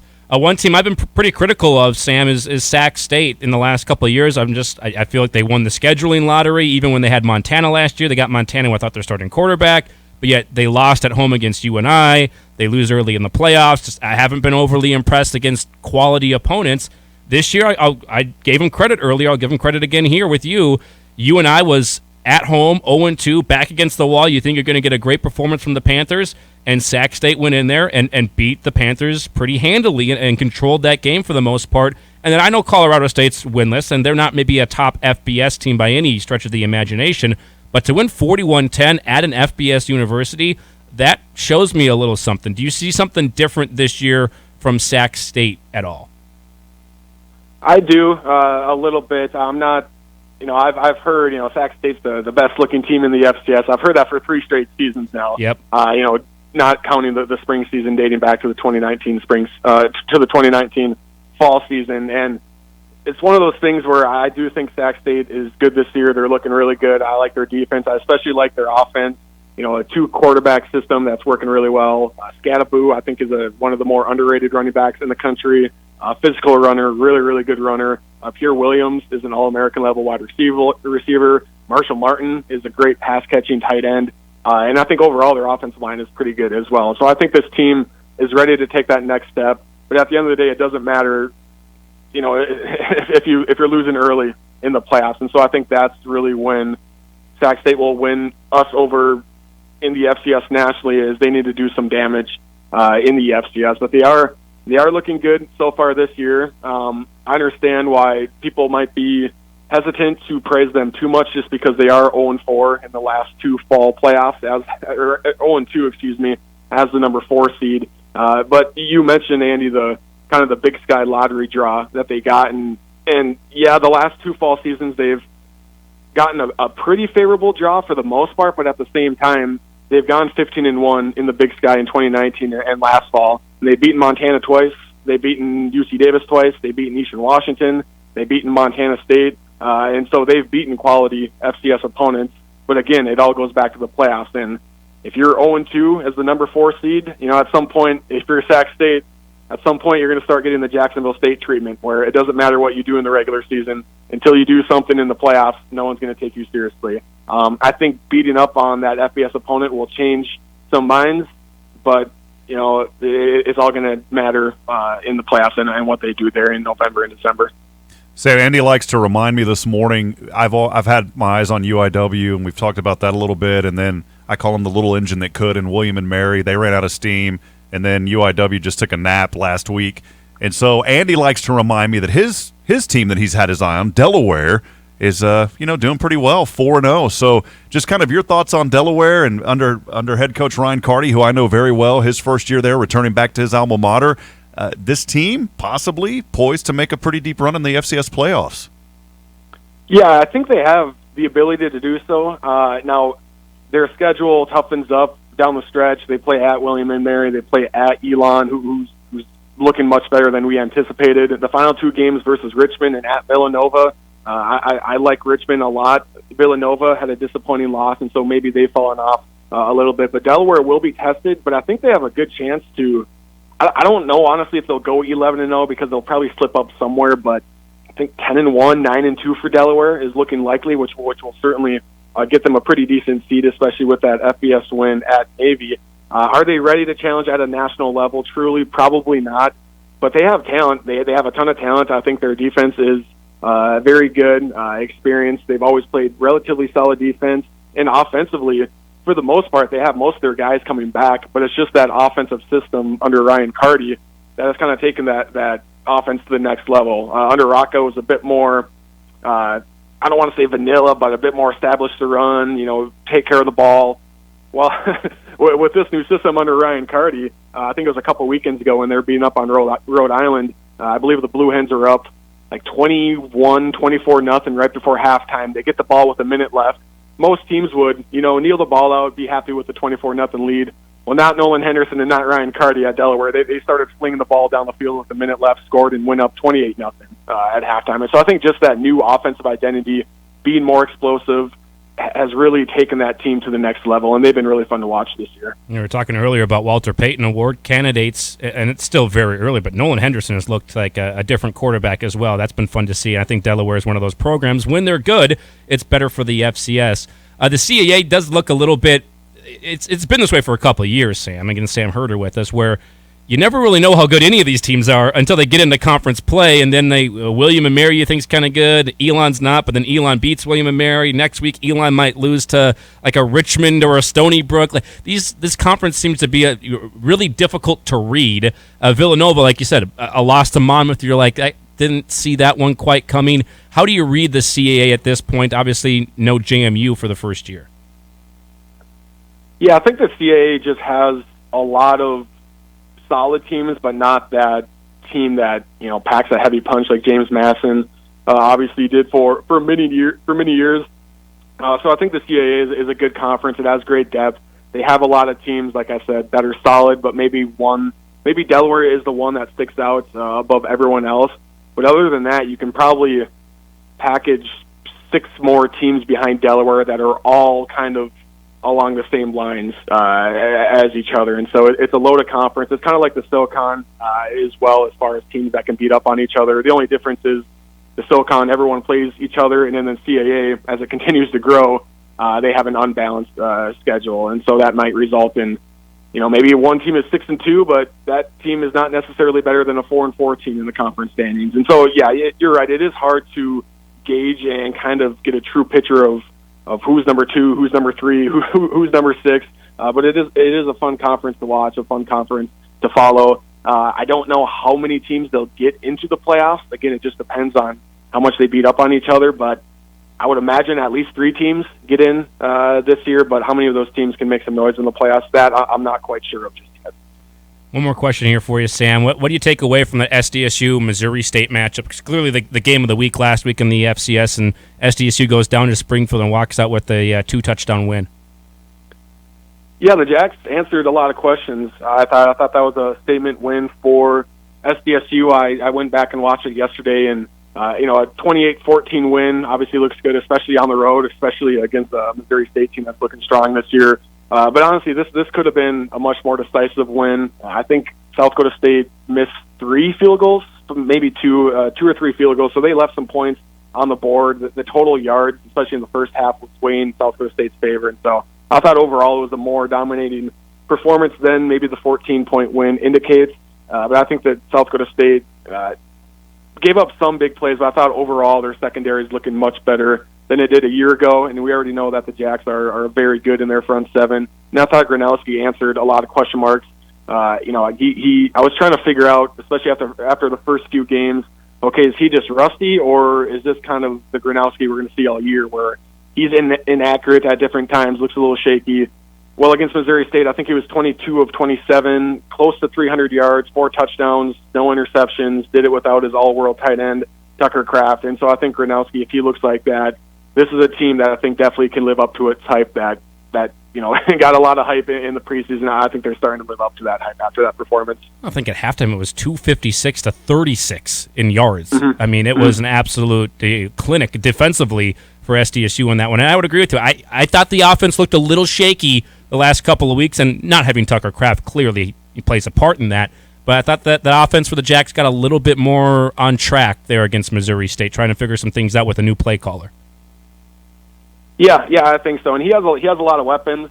I think the offensive line is starting to gel as well. The center is kind of struggling a little bit. He's had some errant snaps, but I think he's a first-year starter. So I think overall this team will continue to get better. And they, to my opinion, they are the number 2 team in the country right now. I know some people have Montana as number 2, but I have the Jacks number 2 in my ballot this week. And no Tucker Kraft, but Zach Hines looked pretty good at tight end, 127 receiving yards from the tight end position in that game for SDSU. Sam, always appreciate it. Thank you again, sir, for coming on with us and giving us your thoughts a month into the season. We'll catch up with you again as we continue on and get a little bit closer to when those playoff brackets and those predictions start coming out.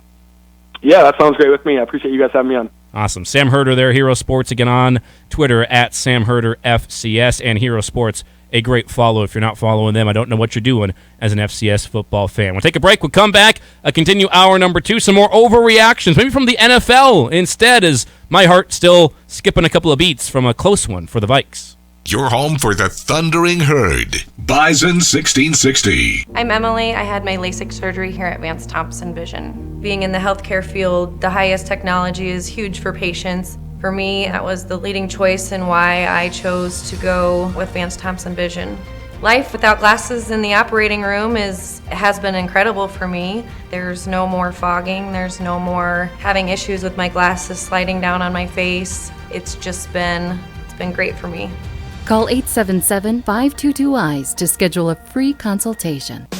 Dakota Refrigeration has been helping the Bison succeed behind the scenes. From their training room to their dining room, from milk to medicine, from ice to ice cream, Dakota Refrigeration has been serving Minnesota, Montana, and the Dakotas for over 4 decades. Locally owned and operated since 1974, Dakota Refrigeration is a full-service source for your refrigeration, heating, ventilation, air conditioning, and electrical needs. Dakota Refrigeration, located in Fargo, Bismarck, and Minot. With over 900 vehicles in stock, Corwin Auto has you covered. Looking for better fuel economy? We have it with hybrids and electric vehicles. Need more room for that growing family? We have it. Upgrade to a van, SUV, or crossover. Need more horsepower to work and play harder? We have the biggest selection of new and used trucks in the area. Get exactly what you are looking for and don't settle when you can shop over 900 vehicles on the lot and ready for immediate delivery. Corwin Auto has you covered. Shop online, corwinauto.com. The Bison Hotline post-game show is broadcasting live this year from Applebee's on 19th Avenue North in Fargo. Come see the Bison 1660 crew live after every NDSU football game and register to win prizes including Bison 1660 t-shirts, tickets to upcoming games, and a whole lot more. Plus, take advantage of the great food and drink specials at Applebee's. Bison Hotline broadcasting live after every NDSU football game from Applebee's on 19th Avenue North in Fargo, right across from the Fargo Dome. Horns up.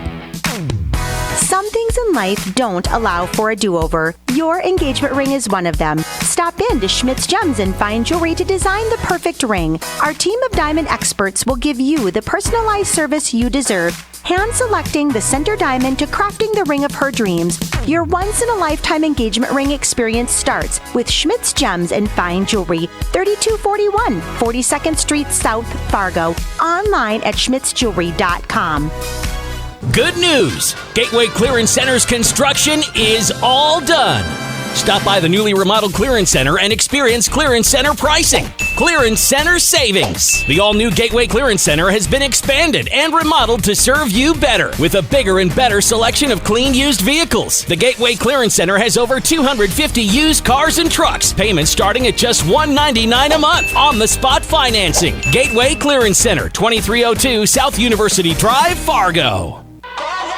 Take us with you wherever you go with the Bison 1660 app, powered by Thunder Seed, first in the field. Now, back to the Insiders. They'll go quick, no-huddle offense here, 3rd and 12, trying to throw them off. Here's Camp, throw over center. This one's picked off, baby! Leaping up into the air and hauling it down. Luke Wirtz. How about Luke Wirtz? We've called his name several times, and Luke Wirtz getting, I believe now, his first interception of the season. Yes, it was. The great play there by Luke Wirtz. Might hear that name a time or two at the press conference today with head coach Matt Entz at 2 o'clock, brought to you by Bonanza Egg right here on the station, or on the Bison Football Radio Show tonight with the head coach Matt Entz and Rob Hipp. That one will be at 6:30 to 8 right here on Bison 1660, and brought to you in part by Nodak Insurance, who's also our corporate game week sponsor. But that highlight right there, Luke Wirtz with an interception, also a sack, 7 tackles in this game. Good game for Luke Wirtz. That's one of our JDP Electric highlights of the game. When it comes to your electrical needs, the only call you need to make is to JDP Electric. They're professionals that can follow a strict timeline and get your project done when it's needed. Call 701-232-1991 today to experience the JDP difference. And our show today brought to you in part by Men's Hair Company, the only place you got to go for haircuts, waxing, shaves, beard care, and more. Online, menshairco.com to schedule your appointment today. And 5 great Fargo, Moorhead, West Fargo locations to choose from. So go with the home team this football season for your haircuts. Men's Hair Company.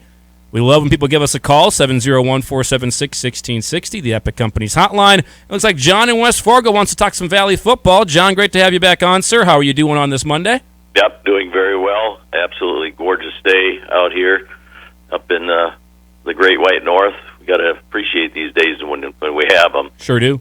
Rob, I've listened to you on the radio and your television program.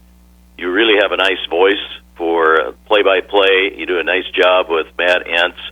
You know, a program like this with the storied history there is and all the big names through the years, that's a big undertaking for you to get up to speed in all of this, and you fit in real well, and I just want you to know you're just wonderful to listen to on the radio. Well, John, I appreciate that. I know checks in the mail. Yeah, checks in the mail, my friend. Well, credit card, because the checks right now are my old account back in Texas. But, no, I appreciate that. You know, it's I understand the history, and I don't take it for granted. It's a privilege to do it, and we're just focused on, you know, getting better each week. I've still got to learn a lot of the guys. I'm interacting with them, and I understand this is a program of excellence, so I'm going to do whatever I can to continue to get better and make sure that we're representing the program with excellence. I do appreciate that very much, John.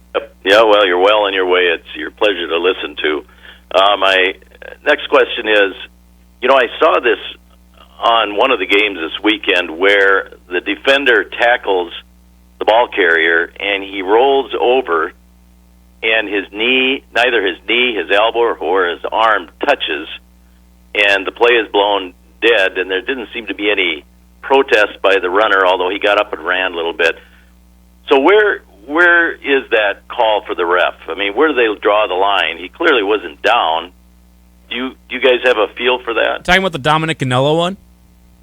That was one of them, yeah. So on that one, and I appreciate the call, John, that's a forward progress. I don't think he was down. Technically his knee wasn't down, but he wasn't going anywhere until the defender took his arms off of him. And so you could have sat there for another 10, 20 seconds and waited for it, but it wasn't going anywhere. So forward progress is stopped at that point, and I think that's the call the referees made. So they make a call based on it.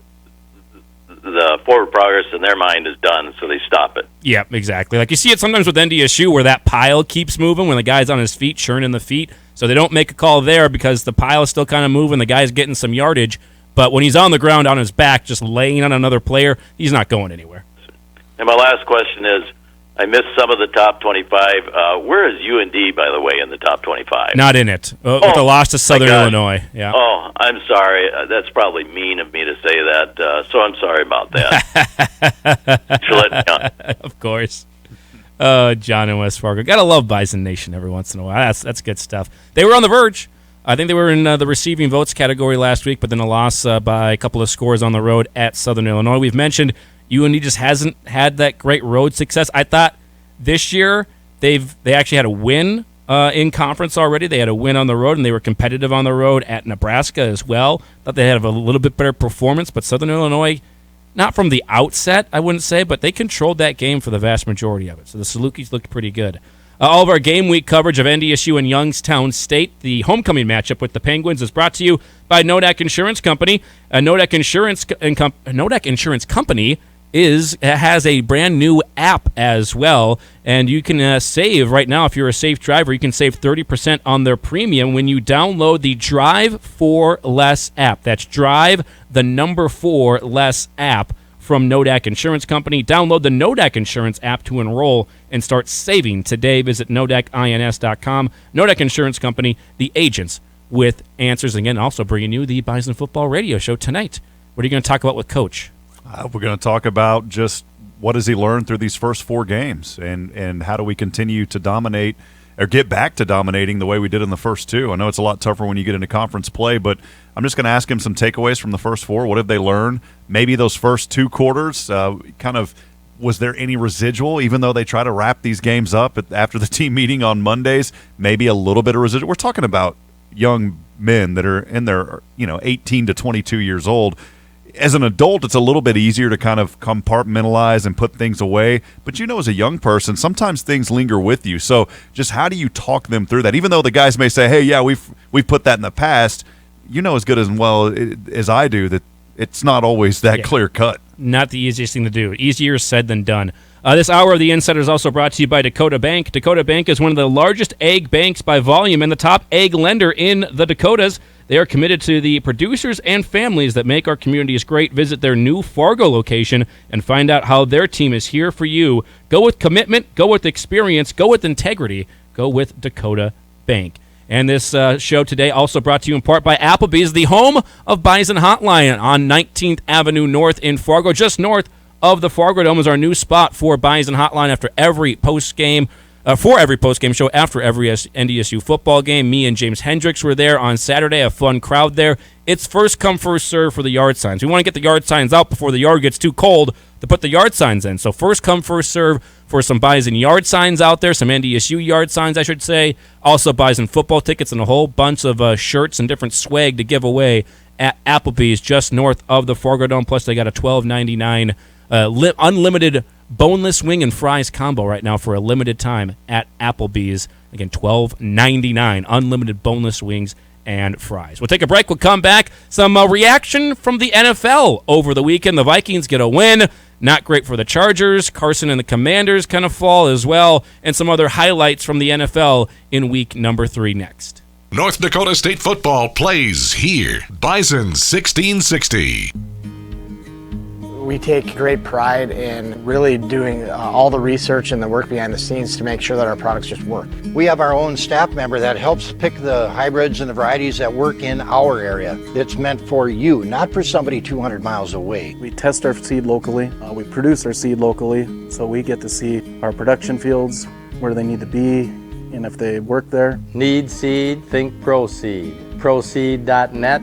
Great seed at a reasonable price. Every fan loves an explosive play on the field when someone breaks free and takes it to the house. Take that feeling anywhere with the explosive taste of Bud Light Seltzer, the official hard seltzer of the NDSU Bison. Bud Light Seltzer is always the right call for game day. The bold flavor of the hard soda variety pack and the all-new seasonal apple slices flavors will definitely score points with your team in the tailgate zone or inside the Fargo Dome. Bud Light Seltzer, the official hard seltzer of the NDSU Bison. Please drink responsibly, never drink and drive. When it comes to your electrical needs, you only need one call, and that's to JDP Electric. Whether it's a small residential project or a larger commercial job, JDP's team of professionals will work with you closely to make the process easy. Their dedicated team of professionals can assist with any size project or idea you may have, and even provide a few ideas they see that fit your budget as well. Call 232-1991 today to experience the JDP difference, or online at jdpelectric.net. Living at the Bridges has been a great experience for me, and I'm inviting you to come check it out too. Hey, it's Paige Vargas, pitcher for the Bison softball team. The Bridges has all-inclusive pricing. That means internet, cable, electric, water, everything is included in your one monthly payment. The units are fully furnished. It has a fitness center, outdoor courtyard with fireplaces and grills, an automated convenience store. And it's right across from the Shack, so I can walk there every day. Tour today to find out more. Online at bridgesnd.com. Got an appetite for football? NFL Sundays are back, and you can catch games all day at Twin Peaks. Grab a 29-degree draft and check out our scratch menu if you're hungry, too. And don't forget to raise your glass to the start of Oktoberfest. Keep it raised for Twin Peaks' authentic Stein hoisting competition. Join in on Fridays in September at 6 p.m. for the chance to win weekly prizes and Sam Adams swag. Twin Peaks, eats, drinks, scenic views.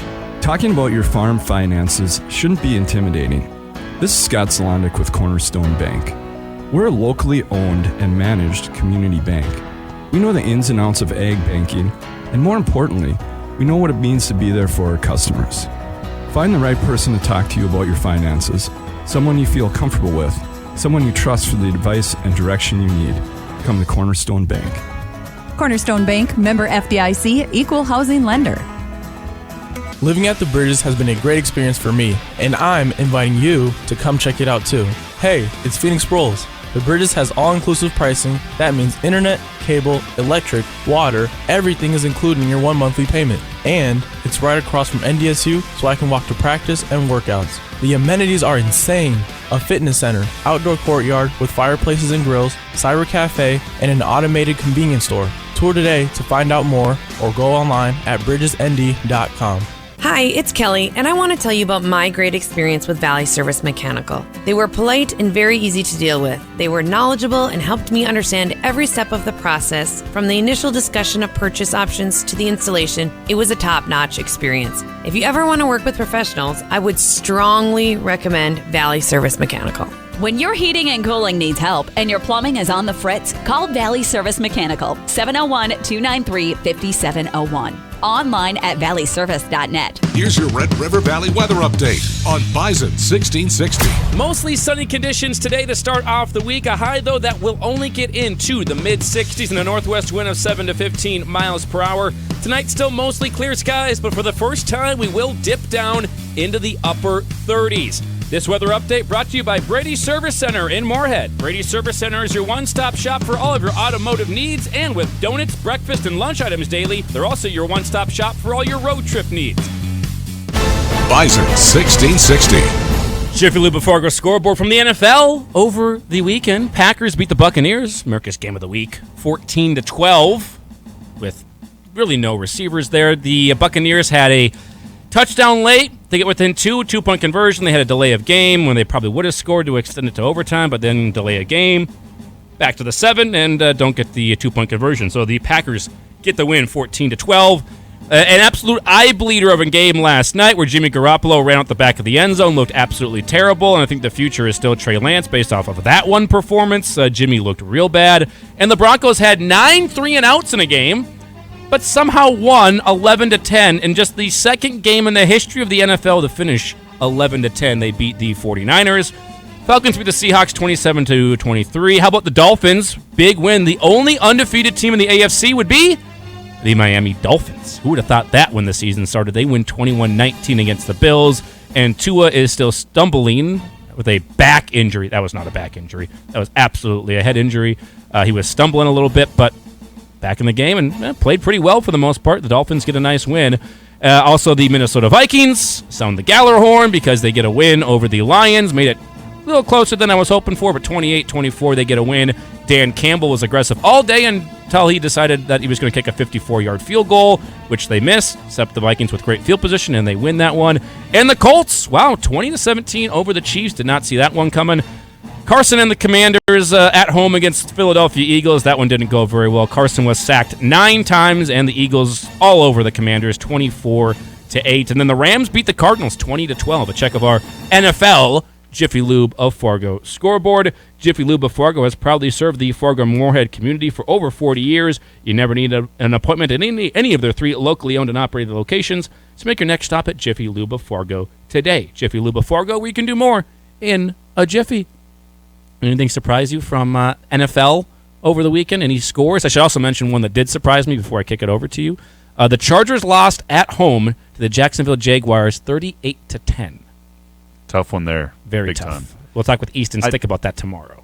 With the Dolphins, it's how do you I was watching part of that game, and of course it's been all over the highlights. Kind of one of those what do you call them? The follies. You don't see too many follies anymore. Just goofy plays. And I was talking about Thomas Morstead and the butt punt in that ball game.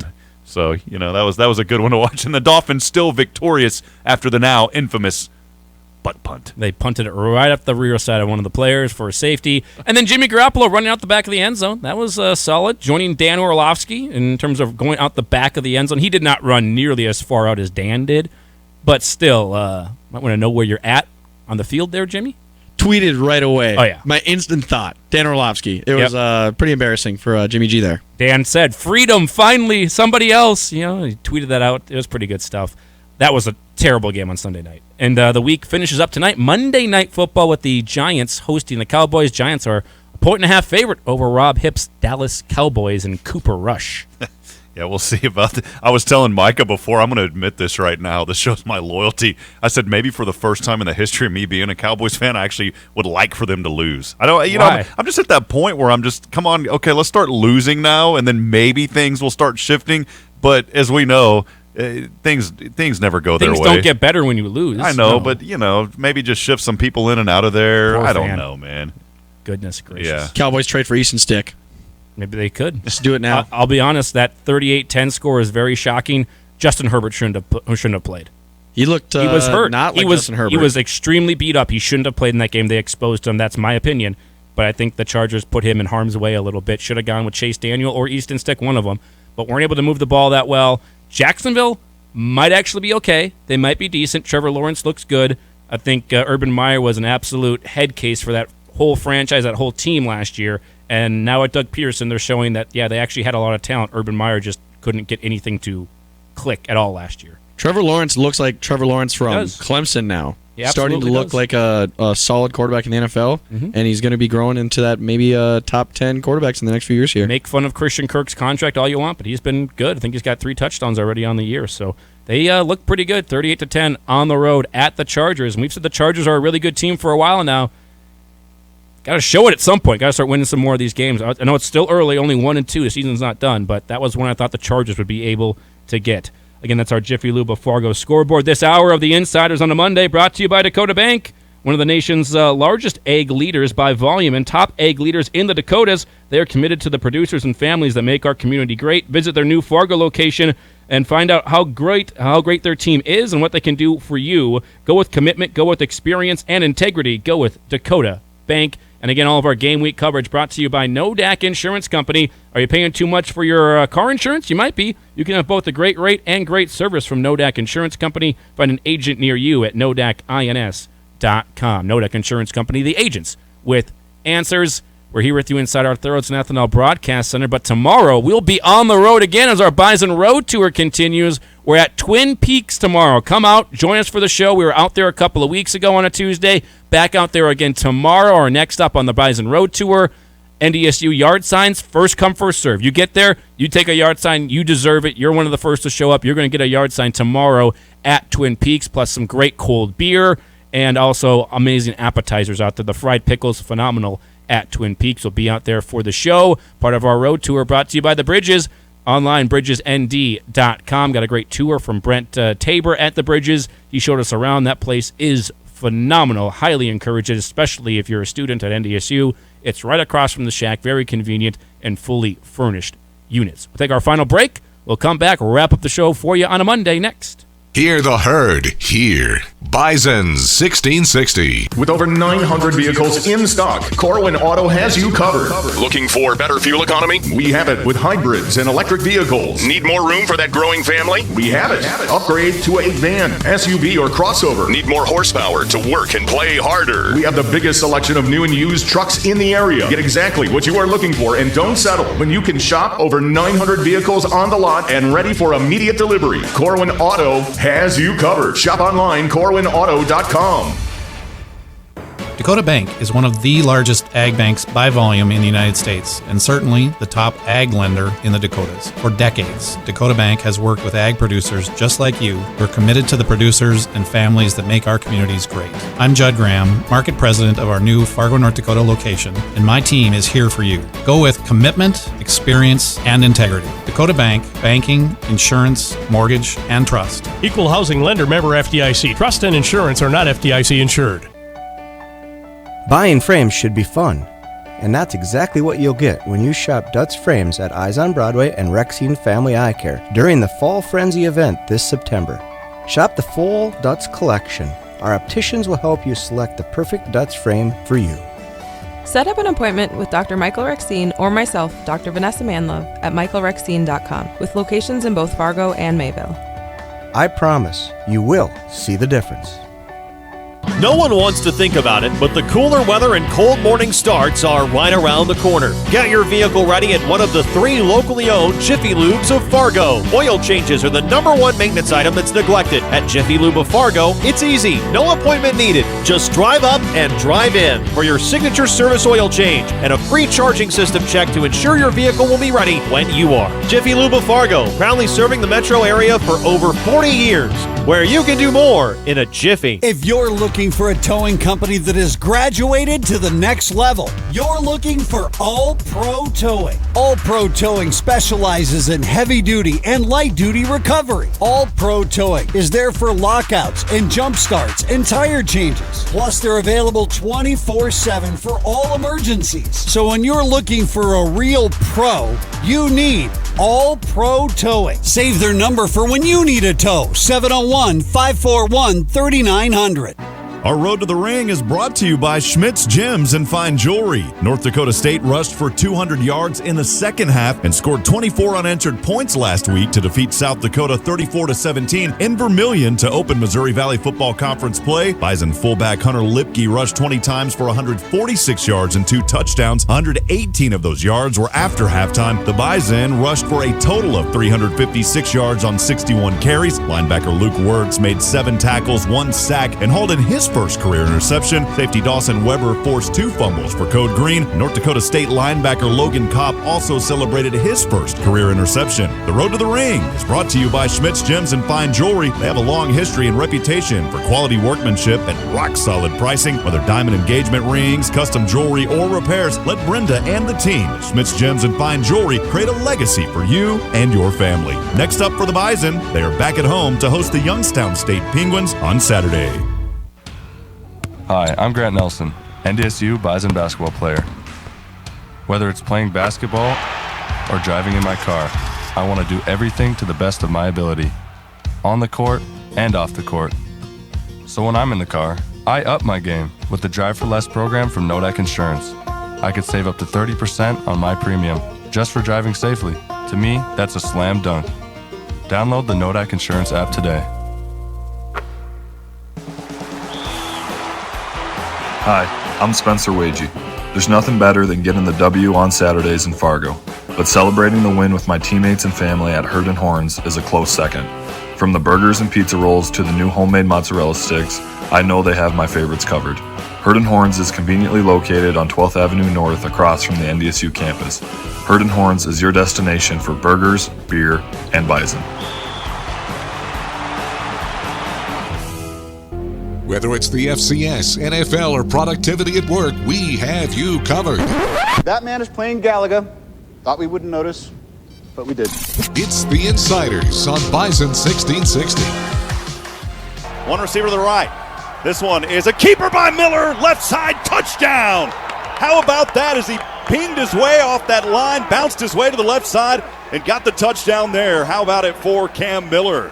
And that was the start of that third quarter we talked about where the Bison just absolutely dominated USD. Time of possession was great. Rushing was great. Only gave up 1 first down on defense, and that tied the game from Cam Miller. One of the highlights of the game from JDP Electric. When it comes to your electrical needs, you only need one call. That's to JDP Electric, 701-232-1991 today to experience the JDP difference. They're professionals that can follow a strict timeline and get your project done when it's needed.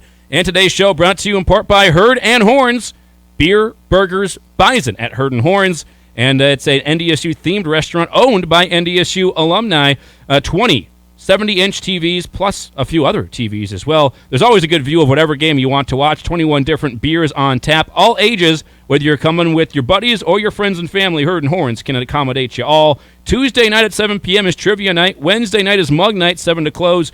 Thursdays are bingo night starting at 7 p.m. in a large room for special events. Plus, a great menu. Highly recommend the Boom Boom Shrimp Tacos and the pizza rolls there at Herd and Horns. Getting me hungry, ready. Hey, one final little piece of news. This is a quick news segment, one time only, Andy. Yep. News that no one cares about. Love it. It's the new segment from Rob Hipp. News that no one absolutely cares about. News you didn't ask for with Rob Hipp. There you go. I'm the only guy that probably actually enjoyed, back in the day, the Pro Bowl games. I liked them better when they were after the Super Bowl. But now the not-for-long league, unless you're guys like Brett Favre, Tom Brady, or even the kicker or punter Gary Anderson, maybe those guys, because they were in the league forever. Mm-hmm. So the not-for-long league has replaced the Pro Bowl with the Pro Bowl games. Check this out. Featuring week-long skills competitions, and how about a good old backyard flag football game? So no more Pro Bowl. It's all about flag football, the not-for-long league.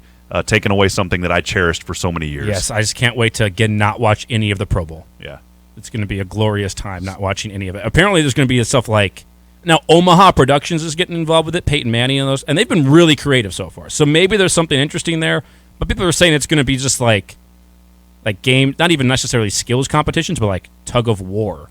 Like different things like that, or like more of the dodgeball stuff, which people kind of like the dodgeball, but I'm like, I ain't viewing and sitting down to watch tug of war or dodgeball between a bunch of athletes. I enjoyed the Pro Bowl when it was after the Super Bowl, and then they put it a week before the Super Bowl, and they didn't want guys to get hurt, so nobody played in it. Yeah. Growing up, it was cool to see all the different helmets, all the different, that was awesome. I never liked watching the Pro Bowl. I did. Because it's been terrible. You're saying you wouldn't be entertained by offensive line versus defensive line in a tug of war? No. The big boys going at it? No. Not one bit. If it's just a bunch of random big guys that aren't athletes that just got done with like a rib eating contest or something, go for it. Yeah. And offensive linemen, like rib eating contest, call me in on that. You want to watch people eat food rather than tug of war? Yeah, that'd be great. Let's see who can have the most hot dogs or something. We have differing opinions right now. All for it. But, Pro Bowl stuff, not really too interested in it overall. Yeah. And they're changing it. And they need to change it because nobody watches. But I still don't think a lot of people are going to tune in for it. Well, that's why I brought it up as the new Rob Hipp segment, News That Nobody Cares About. And that was News That No One Cared About from Rob Hipp. There you go. New segment on the show. Thanks to everyone for tuning in today. Fun show for you. Sam Hurd, was great to have him on, get his perspective across the nation. Also get some thoughts from the Hall of Famer Phil Hansen. Tomorrow on the show, we'll talk with Easton Stick once again. Tough one for the Chargers and some injuries out of that game for the Chargers as well. Rashawn Slater, great offensive lineman. Joey Bosa, a groin injury. He could be out for a little while. So that was not just a bad loss, but also some tough losses on the player front there for the Chargers. So East and Stick tomorrow, and our Missouri Valley mix. We'll talk with Bob Hannon for sure out there about Youngstown State, the next opponent for NDSU. Again today, 2 o'clock, the press conference, NDSU press conference with Matt Entz, brought to you by Bonanza Egg right here on this station. Tune in for that. And tonight, 6:30 to 8, the Bison Football Radio Show. And as well, tomorrow on the show, come out to Twin Peaks. We're at Twin Peaks tomorrow in Fargo from 11 to 1 for the show, part of our Bison 1660 Road Tour, presented by The Bridges. Out at Twin Peaks tomorrow. Come out, enjoy the show. Free yard signs just to give away, a whole bunch of other things as well on the Insiders tomorrow from 11 to 1 live at Twin Peaks. Appreciate you guys listening to the show today. Thanks for tuning in on an Overreaction Monday. We'll try and react appropriately tomorrow.